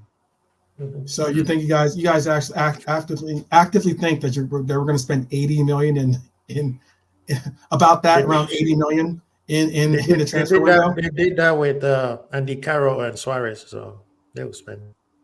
If Klopp wants it, he'll get it. That's King Kenny too. I feel like that's the influence of King Kenny telling them what to do too. So that's. I think it's more around because Klopp has made some mistakes in the past in terms of like not rotating his team when he needs to, or not getting the players when he needs to, or maybe not even getting them, but standing up and saying, "Bro, if you give me these, man, we'll go and win the league." I feel like I don't think they'll make the same mistakes again. I feel like they understand the assignment. If we're still top by say mid-Jan, I think whatever player that he feels that could be to help us carry on and push in, I feel like they'll get them. I think unless the manager says I'm cool, bro. That's the manager says I'm cool. Then, I think Monday's game is gonna say a lot on what we're gonna do. Oh, it is on Monday, isn't it? It is on Monday. Yeah. The Monday game is gonna say a lot, because if we win that game, we don't have any hard games coming up until Arsenal, on the 4th, innit? How about this? Just focus on the fact that our away games are. We've gotten a lot of our difficult away games have already primarily been taken care of. You know, so we can say what we want, but as long as we keep the form and we do what we didn't do last year, which is don't draw at bad teams, or don't really get into form and put these teams to rest early, which we should be doing anyway if we're competing for the title. that's what primarily I see going forward, is that our away schedule is something that was our Achilles heel last year. And if we can get a good away schedule this year, then we're in it. I mean, all the games are going to be tough regardless, but we have to win. We have to win. Yeah. All due respect. It was something. You guys are speaking about. We have to win like the away games and stuff like that. But there was something I was looking at earlier on. Our record against the Big Six. That's a debate on itself. That needs to be talked about. Loss, draw. There's no. Drop an asterisk in there too, by the way. Asterisk loss, but I got you. It's a loss. I know. Yeah. Asterisk loss. For those of us, that's it's an asterisk loss. I'll give you that. But at the end of the day, even if it was a win, it's still a kind of a not great record to know that you've only won one out of the potential 5. Did you expect any better with this team, though? Yeah. What is that quote from here? Listen, I'll tell you right now. What was that quote by? I believe it was Sir Alex.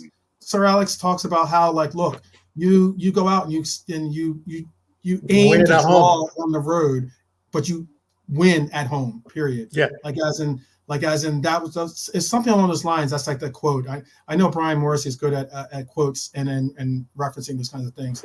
He's a historian, and so is Beijing Pops. But I mean, he mentioned something on those lines of, like, getting a draw away is a good result as opposed to as getting draws at home or losing at home.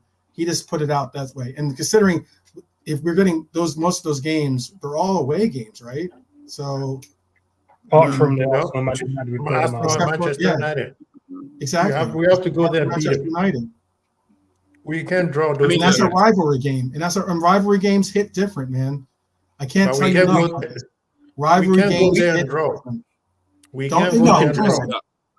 We can dress it up, I guess, however we kind of want to, but to have no wins is still a bad thing. Like, it's still bad. Yeah. I don't see this being anything other than. I'd rather have the W. Yes. Like, and especially I would say the Arsenal game, I expected a draw anyway. I didn't think we would win the game. Man United, I definitely thought we'd beat them. City, I thought we'd lose, so to get a point is actually kind of good. Tottenham, I thought we'd win, and Chelsea. I can't remember. I think I might have gone for a draw, so maybe we matched my expectations potentially on that. But I definitely thought we'd at least have 2 wins in this kind of in this kind of run. So I feel like that's something to potentially address. Whether we've got them at home or away, I don't think it's going to matter too much. We just need to address getting the W. I don't care whether it's home or away. Yeah, just. And we have to go to Villa, and then we have to go to Everton. Everton playing much better now. I mean, I said, when I say the Big Six, come on, man. Like, No, I'm just saying those are still tough competitions still. Because guess what? Liverpool can beat weak teams, right? But he's mentioning it because it's a rivalry game. Everton, it's always a difficult game. No matter where Everton is for the most part, it's always a tough, grueling, difficult game. Wherever Manchester United is, for the most part, I said this last year, I mentioned about this last year. Look, Manchester United was in that game that we just had. It was the reverse form, in the sense of Liverpool was in bad form when we faced them at Anfield last year, and United at the time was riding high. They were well informed, playing well. Everyone was in love with he was still called Eric Ten Hag as opposed to Seven Hag, And now all of a sudden, like we went into that match and the roles were reversed, and that's the craziness about rivalry games, is that they're difficult. They're difficult to give accurate calls because the level and the importance of those games is just, it's a premier game, but it's always important no matter where they are. No matter where they are in the table, Everton has, you beat Liverpool, that's important. No, of course, and it would be to someone like Everton, especially because they're Everton. Right. Honestly, last question I will post up. Again, big up everybody in the chat and everyone. It's been nearly 4 hours, man. You guys have really Thank you so much. Final question. Apart from Stefan and Kwanzaa, which other youngster do you think will be the next guy to get a lot of minutes? We'll go out of these players. Who do you think? Scanlon, Doak, McConnell, Bradley Chambers, Morton, or Nyoni? if Beck comes in, then he will get more playing time. Other than that, I don't see any of the kids. Yeah, I think he's the closest anyway to the first team, obviously. Yeah. Seeing that he's been in. Can't really think that any of the other ones. Scanlon, I like Scanlon. Maybe see him a bit more. I do like him, though. I think he's decent. Yeah. Scanlon struggled in that Europa game. He did. But I feel like they both kind of did anyway, really. Yeah. McConnell wasn't lighting it up either. Yeah, that's a really difficult. It's a shame. Again, I know the sentimental thing or whatever, but yeah, out of all those names, I thought Doak was the most promising out of it. I know some people have him as being overrated, some people have him being underrated, but all the same, I thought Doak had the most promise or the most expectations, and possibly, despite having to play behind, it says a lot that the fact that he would have to play behind Mo Salah, but yet there were still times that he was getting on the playing list, or getting at least to be able to be an option off the bench for a game here or there.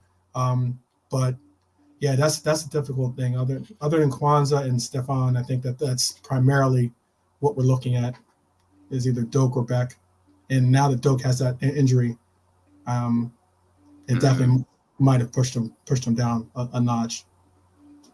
I don't know. And who knows? He should put Gordon in that. Should put Gordon in that list too. I forgot. Yeah, he's obviously coming back. I think we're not going to see that much from him between now and the end of the season, but he's another one to potentially add. He was a top choice for a long time. He was top. He was probably behind Elliott. Yeah. Behind Elliott, he was probably the next youth academy player to be, or sorry, behind Bajcetic, more likely. He's going to be probably the next big name. No, I think he was ahead of. He was ahead of Bajcetic at the point that he got the injury. Because remember, Bajcetic hadn't even played. Do you know what I mean? So I think Bajcetic, Gordon was very, very highly rated. Gordon was very highly rated. Bajcetic hasn't been in the squad for too long. We bought him and then for the youth team, and then realized we were too good. So then we took him on tour that pre-season and then stayed. Yeah, just stayed that way. But guys, we're gonna end it here. Like I said. Big up everybody in the damn chat. I mean, you guys have been here, like I said, it's coming up to 4 hours. I didn't even expect it, but it was such a good conversation. It was a proper, really, really good conversation. I think I got the right people, to kind of come on and, speak their mind. Just going to quickly go around to everybody, let everybody know where they can find you. Let the people know, man. Let the people know. Crazy Ball TV. I'm on there. Please. Subscribe. I need more subscribers because I got 21 kids that I need to feed. So help a brother out, please. Maybe you need to work on the fact that you got 21 kids. Maybe that's it. I don't know what happened. Man. Work on that one first. Yeah, work on that one first. We need to talk about that. It just happened. So Crazy Ball TV, I'm check us out, man. Thank you again, G, man. I appreciate you. Guys, please make sure if you guys are in this chat, make sure you head over to Quasi Bowl TV. Make sure you do subscribe to his channel. 12th. Yes, you can find me at Liverpool 12th Man. It's pretty easy. Just type that in, and now I pop up as the first choice.